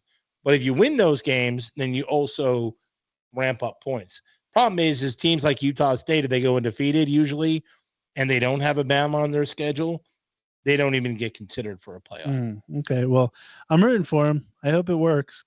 Like Boise State went undefeated, I think, twice, didn't get a college playoff. UCF won, 20-something straight games, didn't get considered for a playoff. Yep. So I'm for it. Okay, we're going to do a couple of things pretty quick. TV. Big news. Oh, shoot. We mentioned House We went long today. We did. It's all good. We got to get to that. We will. Homework. We will. House of Dragons came out Nobody cares. Sunday. I thought it was fantastic. Brian didn't like it as much, but he still enjoyed it. I think that's what you said. I didn't love it. I didn't hate it. I loved it. I was all in. Once I heard the music, the Game of Thrones music, I'm like, I'm in. Done. You got me. I'm already there. So then the other one I watched was. So when is this show on? So now it's on every Sunday. Now every Sunday at X o'clock, everyone's going to be watching every HBO. Sunday until I think it's October 20. They had the most viewers for HBO did forever for a premiere of an episode of a show. Wow. It was nuts. That is insane. But once I heard the music, I was like, "You got me. I'm in." Everything's like Game of Thrones. It was fantastic. So then the other one was I watched She-Hulk for the first time. Oh, was it good? I want to see it. I thought it was really stupid and cheesy.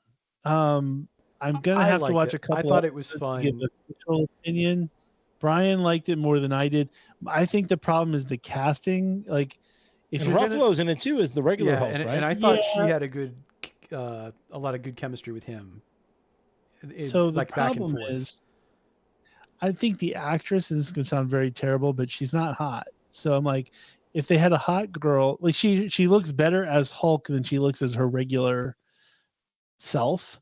So it's kind of like they could have done better. They could have done, but she's not an exceptional actress. So come on, step it up a little bit, Marvel.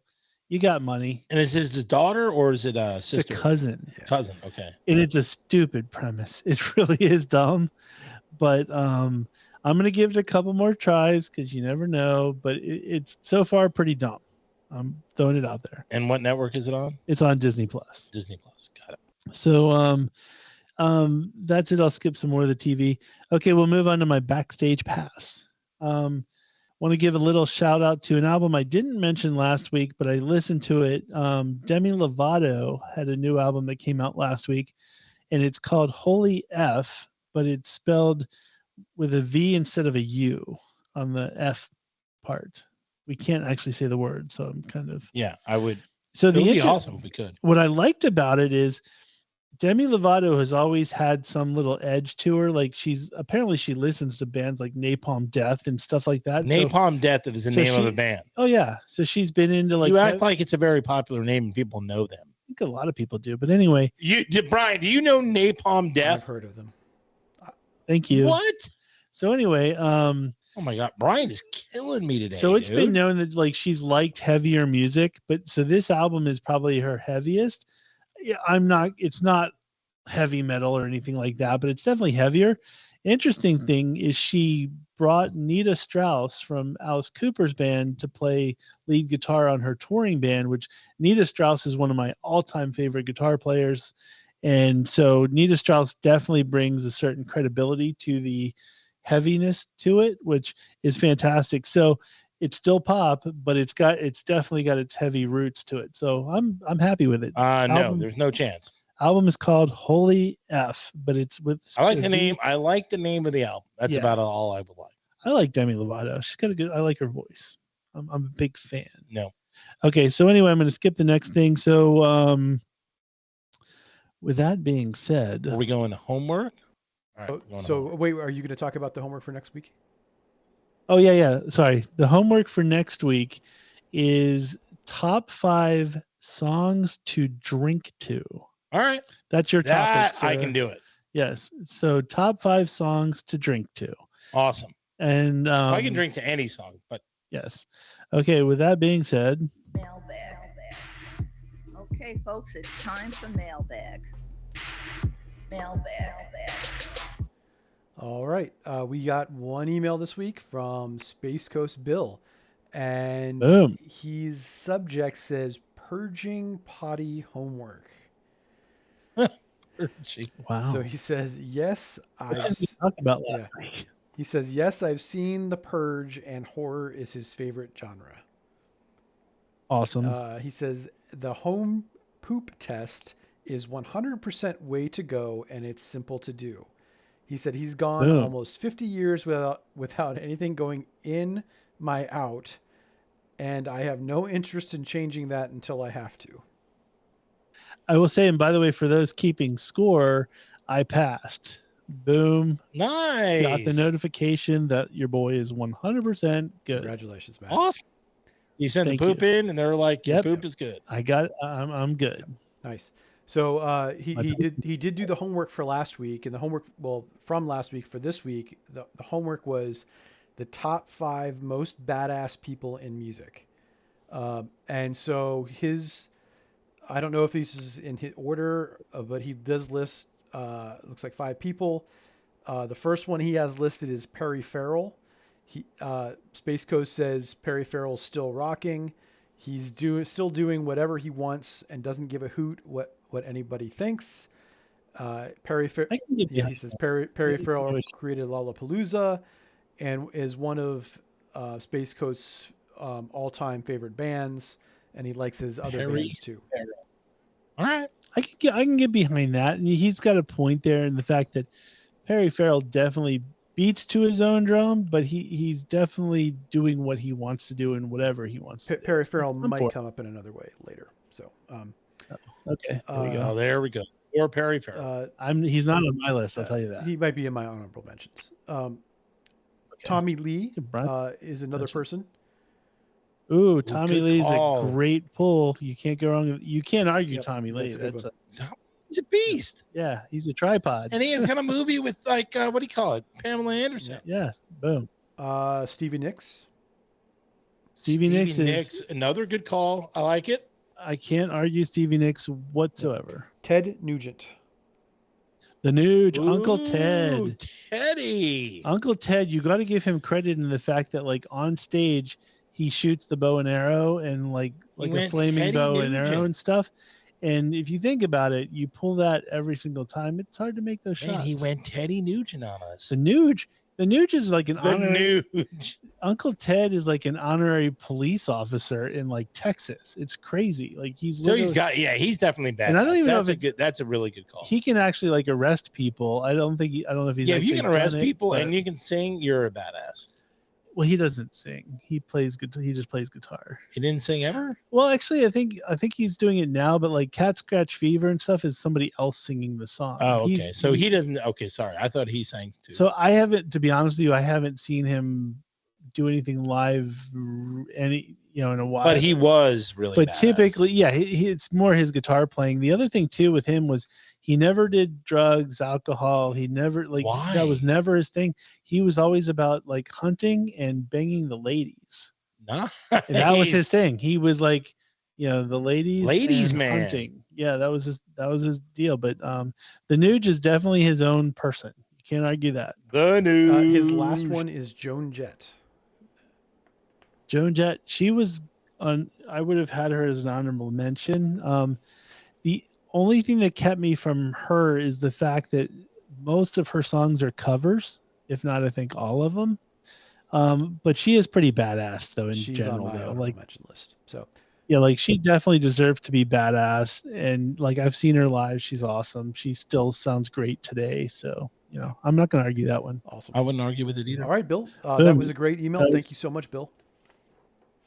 Okay, so we're going to we'll do our top Let's do our five. top Do we five. want to just have one person do 5 through 1, or do we go round That's- robin with our what would you five like to and do, sir? let's just go 5 through 1, and if you want, and then we'll do honorable mentions at the end if we have Okay. any. All right. Okay, should I start it off? Go nuts, brother. Okay, number 5. And keep in mind, I'm going to stress this. My honorable mentions and my top 5 could be easily switched out at any point in time. And if you asked me tomorrow, I'd probably come up with 10 different ones. But anyway, this is what I have as of today. So number 5 would be Jimi Hendrix. Jimi Hendrix, left-hand guitar, used a right-hand guitar, was left-handed, learned it left-handed. But more importantly, he like the Beatles, there's a famous story where like they put out Sgt. Pepper's and they went to go see him live like the next day.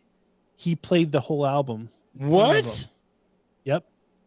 He was that like prolific. And it Oh was my just God. like, how did he do that? because he's badass. Jimi Hendrix. Because he's bad. No, and he was in the military. He was like a paratrooper, all this kind of stuff. So Jimi Hendrix like had a life and was just, come on, just picking up a guitar, playing it backwards. That's it. I mean, Come on, lighting it on fire, the Star Spangled Banner, everything that he's done, badass. I think almost everything he's done has been pretty much epic. Yeah. And that's a dude you're hanging out with too. I would love to hang out with Jimi Hendrix. Like you'd have to do some major drugs, but you would be, why not? Some of the drugs. I mean, I don't like that mind-altering stuff. Oh, you're not going on an acid trip with Jimi No, Hendrix? I don't want to do that. Okay. So anyway, Jimi Hendrix, undeniably one of the greatest guitar players to ever live.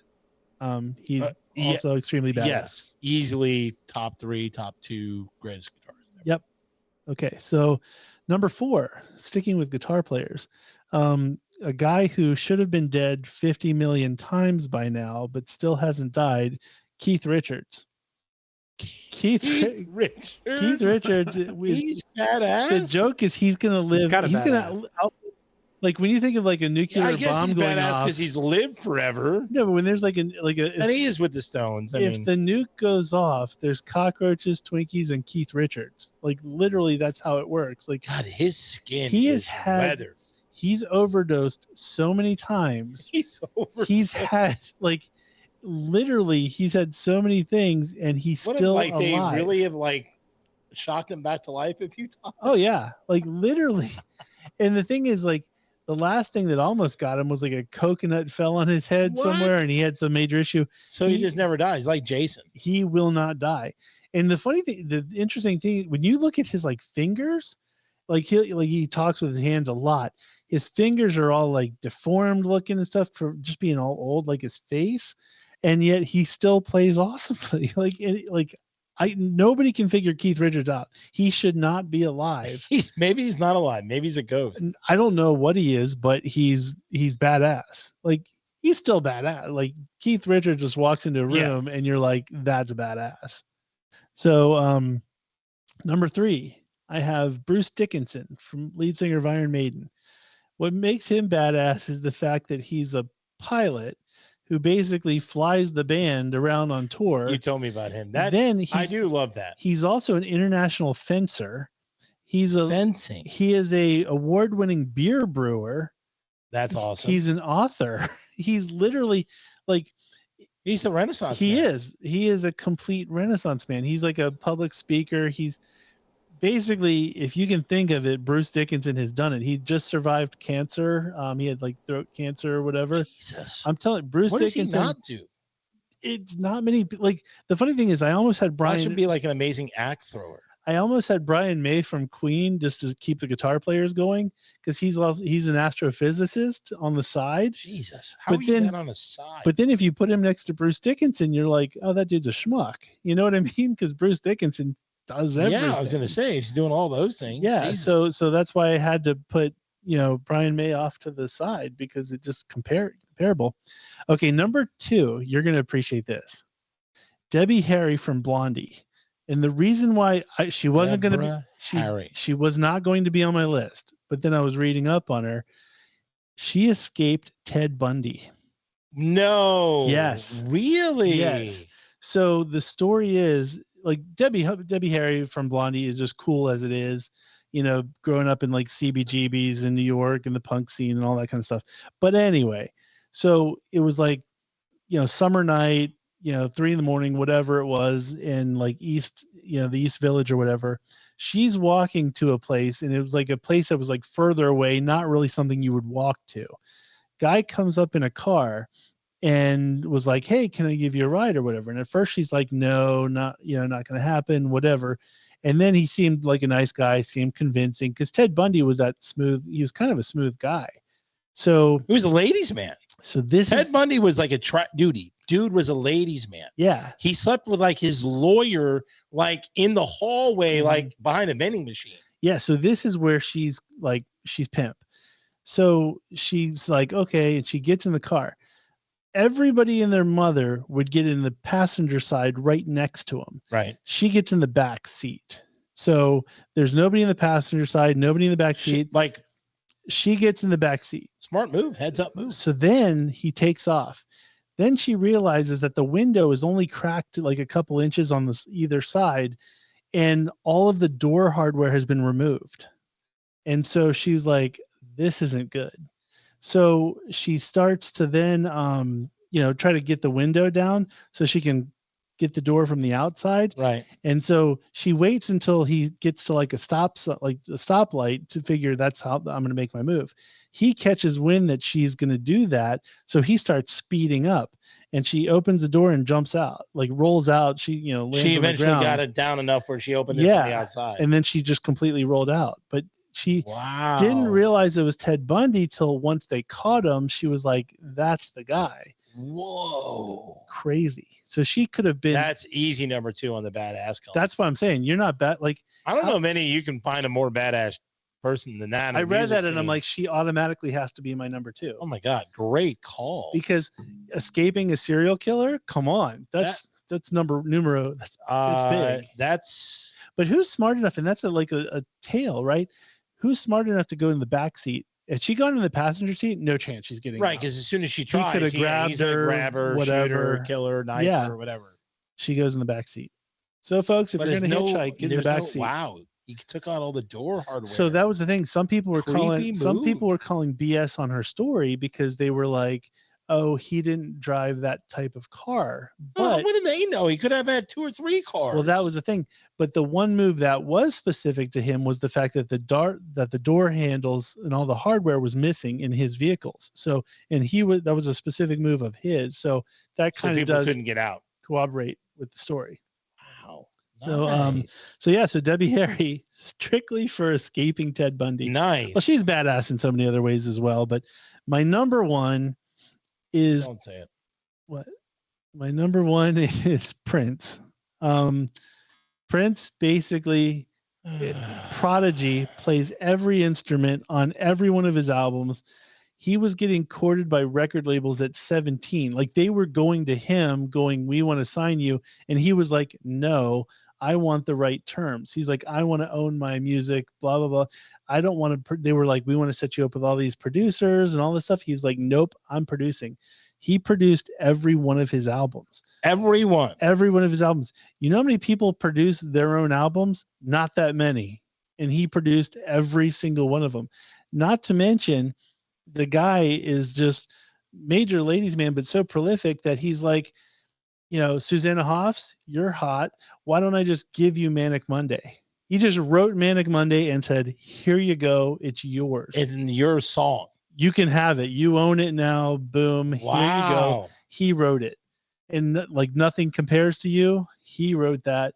I don't think he gave that to, I don't think he gave it to her, but Susanna Hoffs, what kind of a pimp move is it? You think somebody's hot and you just go, "Oh, here's your biggest song you'll ever have in your life." Wow. Boom. But the fact that like he was so prolific in every single instrument and whatnot, there's nobody more badass than Prince. There really isn't. It would be hard to argue that.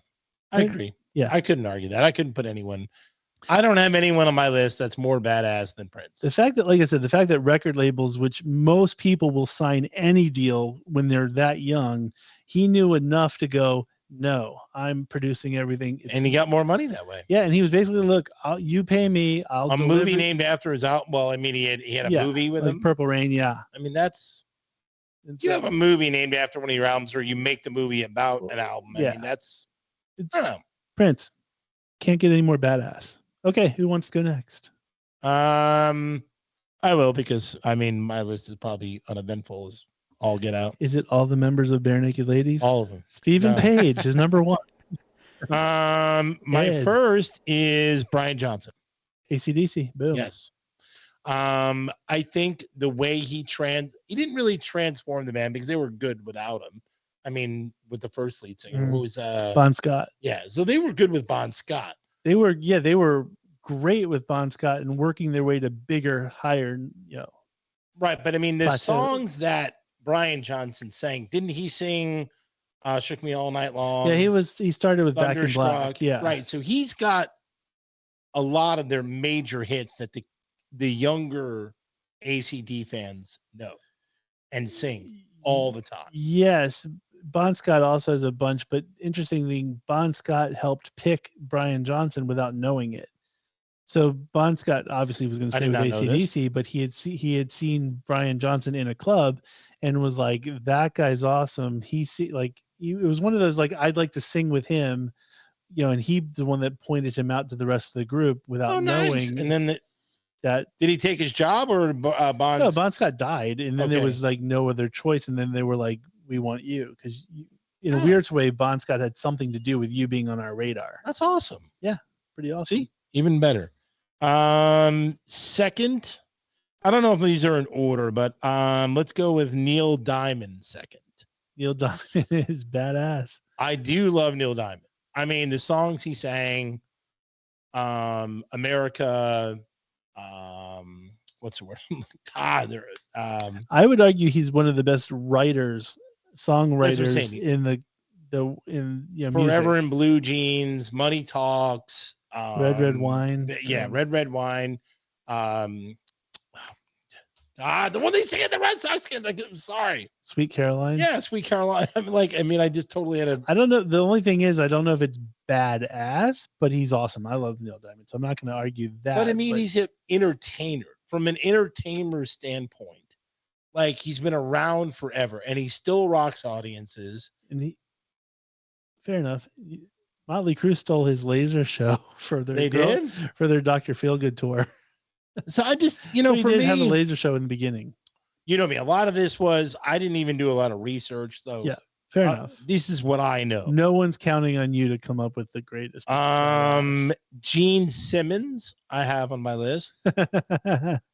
From a financial aspect, he's badass. He's also part of Kiss, and Kiss was a pretty badass band. Oh yeah, his part in Kiss is the most badass. And he's done he played a lot of badass characters in movies. There you go. And he's got the tongue deal going on. I'm sure he has slept with thousands and thousands of women. Mm-hmm. So, for me, I think he's a badass. There you go. I'm not going to argue. I like Gene Simmons. David Lee Roth. Diamond Dave. He's your number one? No. He's not my number one. Oh, okay. I guess maybe number two, number three. I love David Lee Roth because of the way, that was sort of like me getting into Van Halen with 1984. Then I thought his solo stuff was pretty good. I don't know. And he's got the long hair. He's just one of those, every young kid wanted to be like him. I think that's pretty badass. There you go. And then my number one, Bob Dylan. Bob Dylan. Is it when he went electric? That was his badass move? No, the fact that he's written over how many songs that people have sang? I'm sitting there going, it's okay. Bob Dylan, are you kidding? The guy's been around for ages. No, but really, still put out albums. He writes songs. He's a performer, and he writes. I'm not gonna crap on anybody's list ever because I think it's personal to you. But I don't know that I would qualify him as a badass person. Like if I see him on stage, I'm not thinking that guy kicks ass. I know he boxes. Okay, wait a minute. Then you can't go. Then you can't. I know he boxes in his personal life. Then you can't go Prince. Everything you did on Prince. Did you ever watch the Eddie Murphy's brothers stories on the Chappelle Show? Prince right, was apparently like a total badass. He is in basketball, but what I'm saying is he's not a fighter of any mean. He didn't do. I'm not talking about heads off. I just don't. Anyway, yeah. By the way, again, I'm not trying to. People, this is Brian's right. I've been nice to you so far. I've been quiet. What I'm saying is if you're gonna go by, I'm holding my tongue. Sarah. If you're gonna go by what Brian said, and Prince knew all those equipment. Like, okay, name me another artist that basically rocked the harmonica like he did. Nobody. John Popper from Blues Travelers. Nowhere near as good as Bob Dylan. Nowhere near. Are you sure? Yes, 100%. He was the first to do it. You were a harmonica expert. All I'm saying is before Popper would not have been Popper playing harmonica if Bob Dylan didn't do it first. Have you heard of the thing called the blues? Blues music has been around way before Bob Dylan, and they were pretty much all on a harmonica. Okay. I'm just saying it's not. Bob Dylan did not invent the harmonica. All I'm saying is Bob Dylan was a badass at the harmonica. Okay. The heart wants what the heart wants, folks. You know what? Like I said, Brian's got a whole stage press. Brian's got I can't wait to see. You know what? I can't wait to see. I have a presentation, so I'm going to show the presentation. His little presentation so this is my list. You need a laser pointer. So my number 5 is James Hetfield. Is this PowerPoint? James Hetfield is the lead singer of probably the biggest metal band in existence. You know what though? I would have, if you were up until the Black Album, I would have agreed with you. But the Saint Anger documentary, he got a little weird there with the. He cried. And he gets all weird and the whole like. I mean, No, you see him on he- stage. He's got a stage presence that just screams like energy. I still can't help So, think him crying in some kind of monster. all right, he cried. It's okay. It's, the heart wants what the You'll heart make me wants, cry. folks. Number 4, Ozzy Osbourne, Prince of Darkness. Love Ozzy. He's an honorable mention on somebody's list. I love I mean, Ozzy. he bites heads off bats and did probably every Yep. drug known to man. And He's a legend. totally He's legend. literally a legend Yeah. for the hijinks. So there's no more badass. No. Ozzy's pure And gold. Like what? Never mind. It's But on my here's the thing. honorable I mentions. also knew Ozzy was going to be on a list, so I didn't want to repeat lister. all right, fair Ozzy. enough. Ozzy's definitely in honorable mentions. Jimi Hendrix, like you, Matt, Yeah. I do think Jimi Hendrix was totally badass. I mean, he played a guitar on fire one time, literally. Awesome. Dave Grohl, total badass on stage, total badass in life. He's been in 2 of the biggest rock bands in the past 30 years. You know what's funny is I almost put for a similar reason I almost used Vince Clarke, which people are probably going who, but he was like a founding member of Depeche Mode. Then he went right into Yaz, which then went right into Erasure, which once again, if you're into like new wave music, you would it's just like how Dave Grohl has gone from literally Nirvana to Foo Fighters. So I do think that's a good level of badassery if you can take bands from nothing to greatness multiple times. It's very rare. My number 1 is Johnny Cash. Ultimate badass. Boom. By the way, I had Johnny Cash and Ozzy on my list, but I knew they would be mentioned. I didn't put Johnny Cash on my list because I knew he was. I didn't even have him in the honorable mentions because I knew he would be listed. Johnny Cash is a pimp, pure pimp. I love Johnny Cash. Yep, I agree. All right. Do we want to do the only honorable mention that I would put on here that wasn't on the list was Lemmy from Motorhead. Lemmy is just iconic. Well, yeah, they mentioned him in Airheads. Well, yeah, but Lemmy defies his own band. Like when you think of Motorhead, there's 2 other guys that no one ever talks about. It's just Lemmy is your guy. And Lemmy just throughout the rock world and all is just known for being such his own person. But like I don't think he drinks anything but Jack. Well, he's dead, but I don't think he drank anything but Jack Daniels. Oof. If you watch the the Decline and Fall of Western Civilization Part 2, it's more the heavy metal years, and Lemmy's in like a pool, and he's just got nothing but like Jack Daniels bottles and just all throughout on the floor of the pool. It's just. That was his thing. And the other thing about Lemmy was he just did not care what other people thought.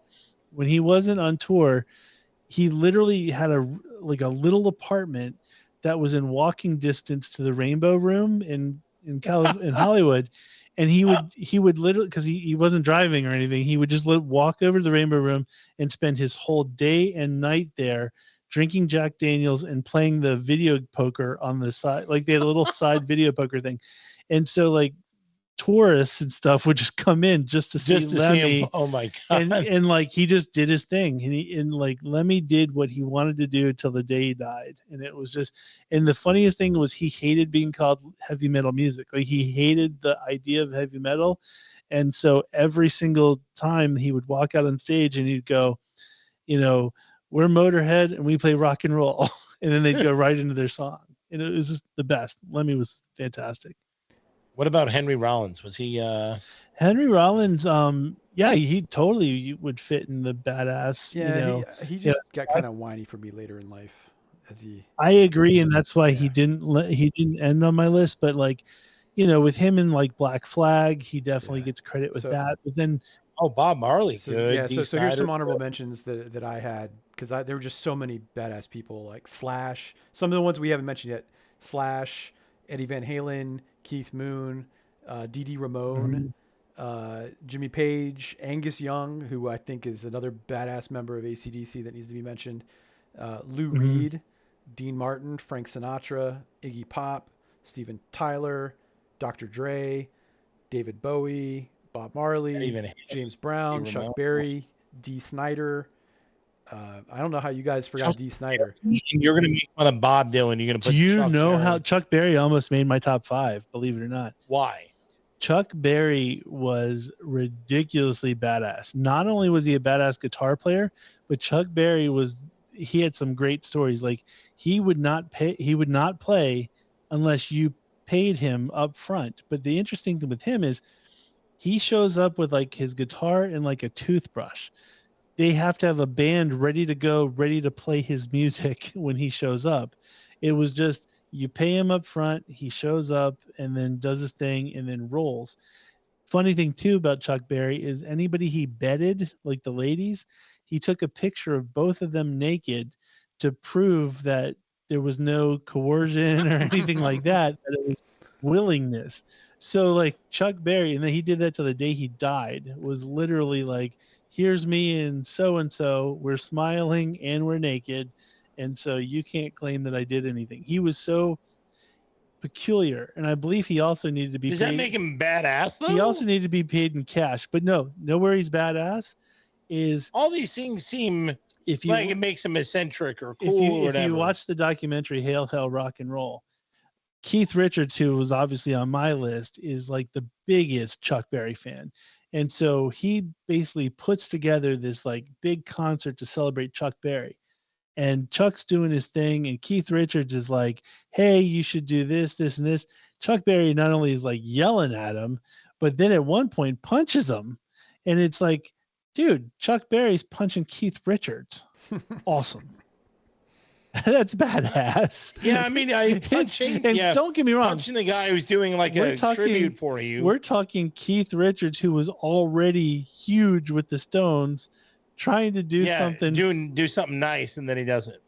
But does Chuck that make Berry, him badass, or does it make him an a-hole? He's way more badass than Bob Dylan. What's your guy?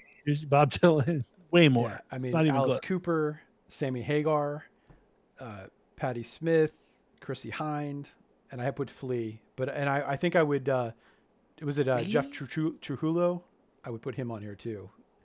Robert Trujillo. Robert Trujillo. Yeah. Robert Trujillo. I almost had him on the list. I think we have a different definition of badass. And yeah, I wouldn't put Flea on there. I mean, he's a pretty badass bassist.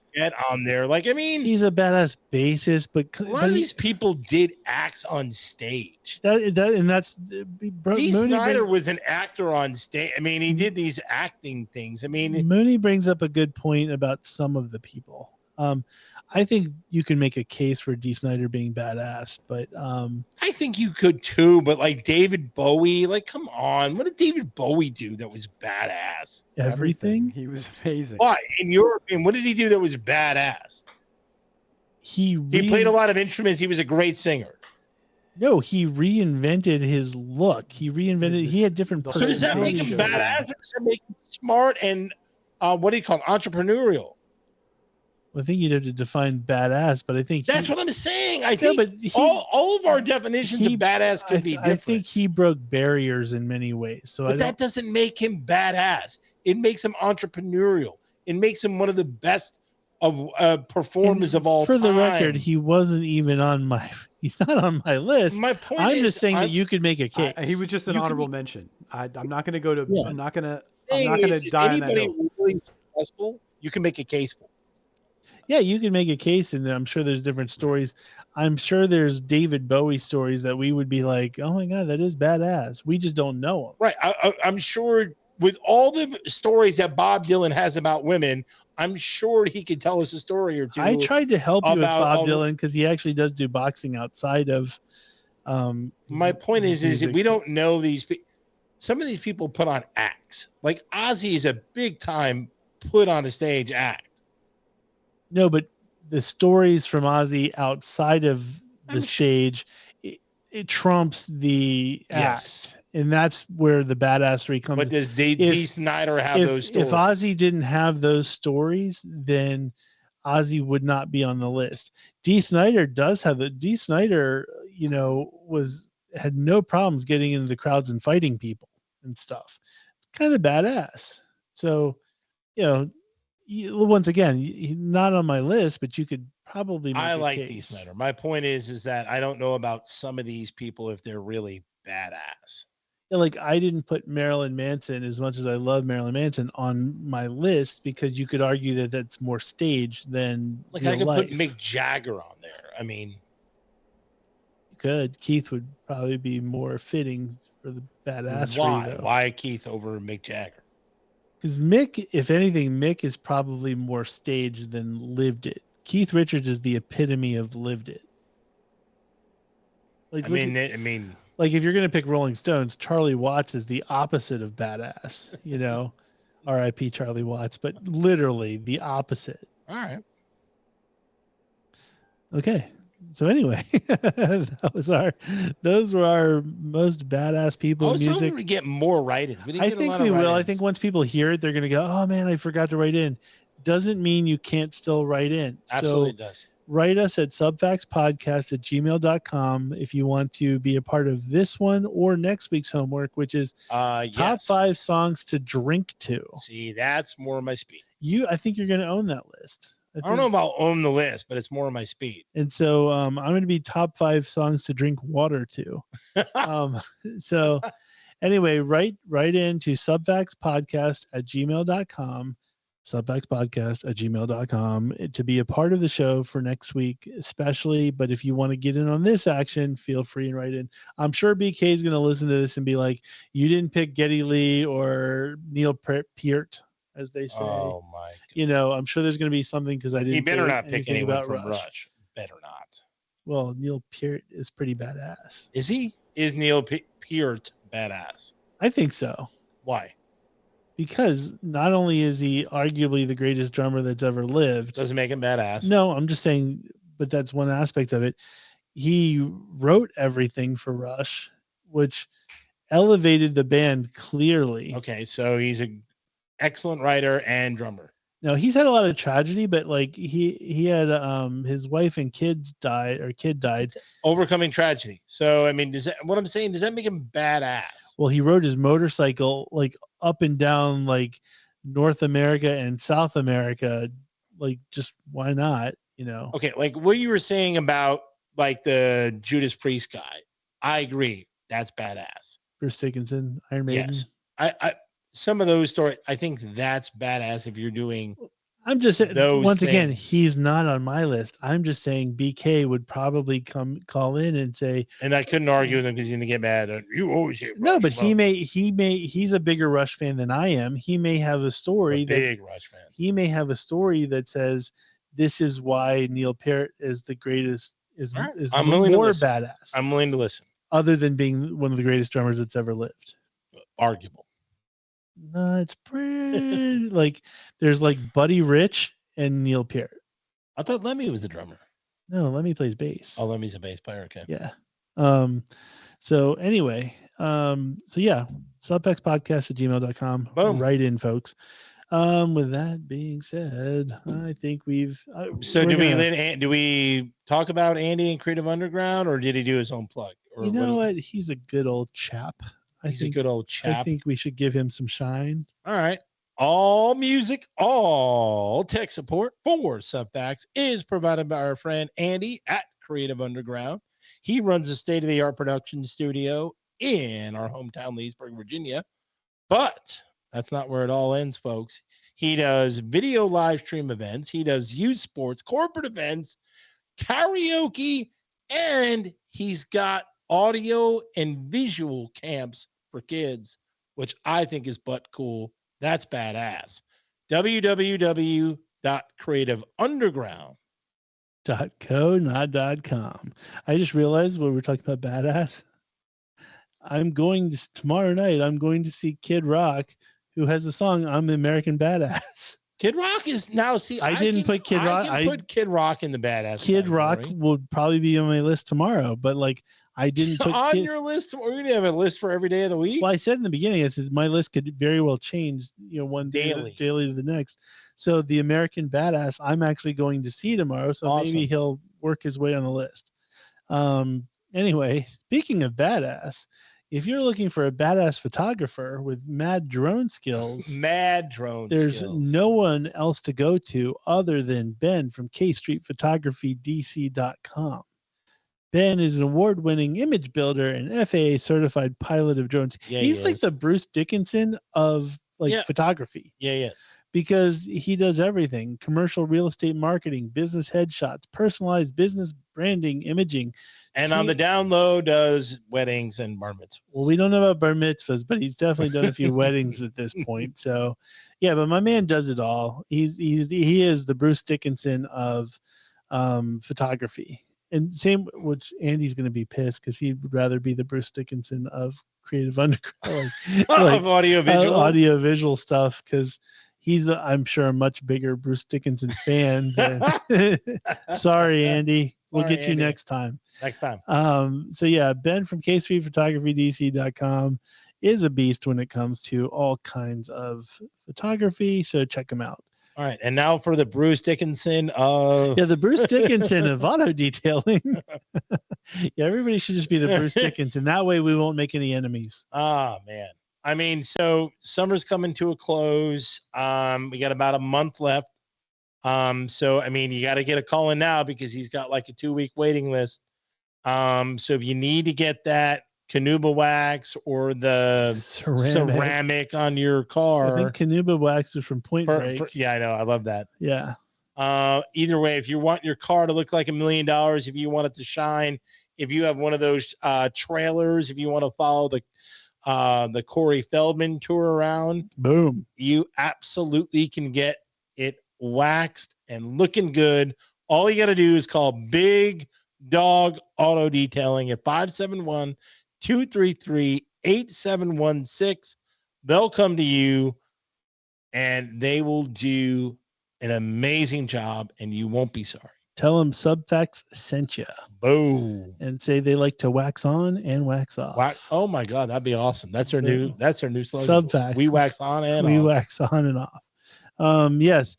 So everybody is the Bruce Dickinson, but except for, what if Bruce Dickinson became an auto detailing person, a photographer, and an audio visual guy? Yeah.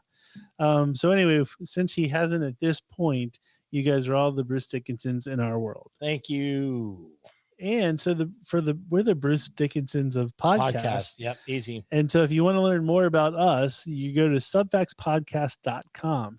Become a friend of the show. Yes, right in. Absolutely. Take the hamburger, buy some merch. Merch is where it's at. So if you want cool merch, if you want to take away the rock shirts from the kids and get Subfact shirts instead, exactly. That would be awesome. And it would be easy to name our shows. Yeah, and they would name the people. Boom. So yeah, go to subfactspodcast.com, click on the merch, buy the merch, enjoy the merch. And then go to all those different places like YouTube and do like and subscribe. Yep.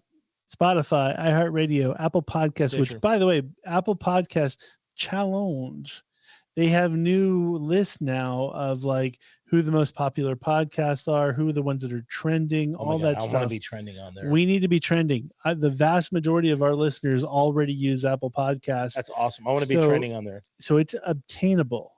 Just obtainable. Friends, if you are listening to us via Apple Podcasts, tell all of your friends to listen. If you can get us trending, that would be awesome. Dope. Oh my God. Would it make you salty if they interviewed some kids with Subfact shirts and they said, name one of the people on Subfacts, and they just said Brian? I would be so pissed. I would be beyond pissed. I'm like, that's not even a real fan. I don't know. Come on.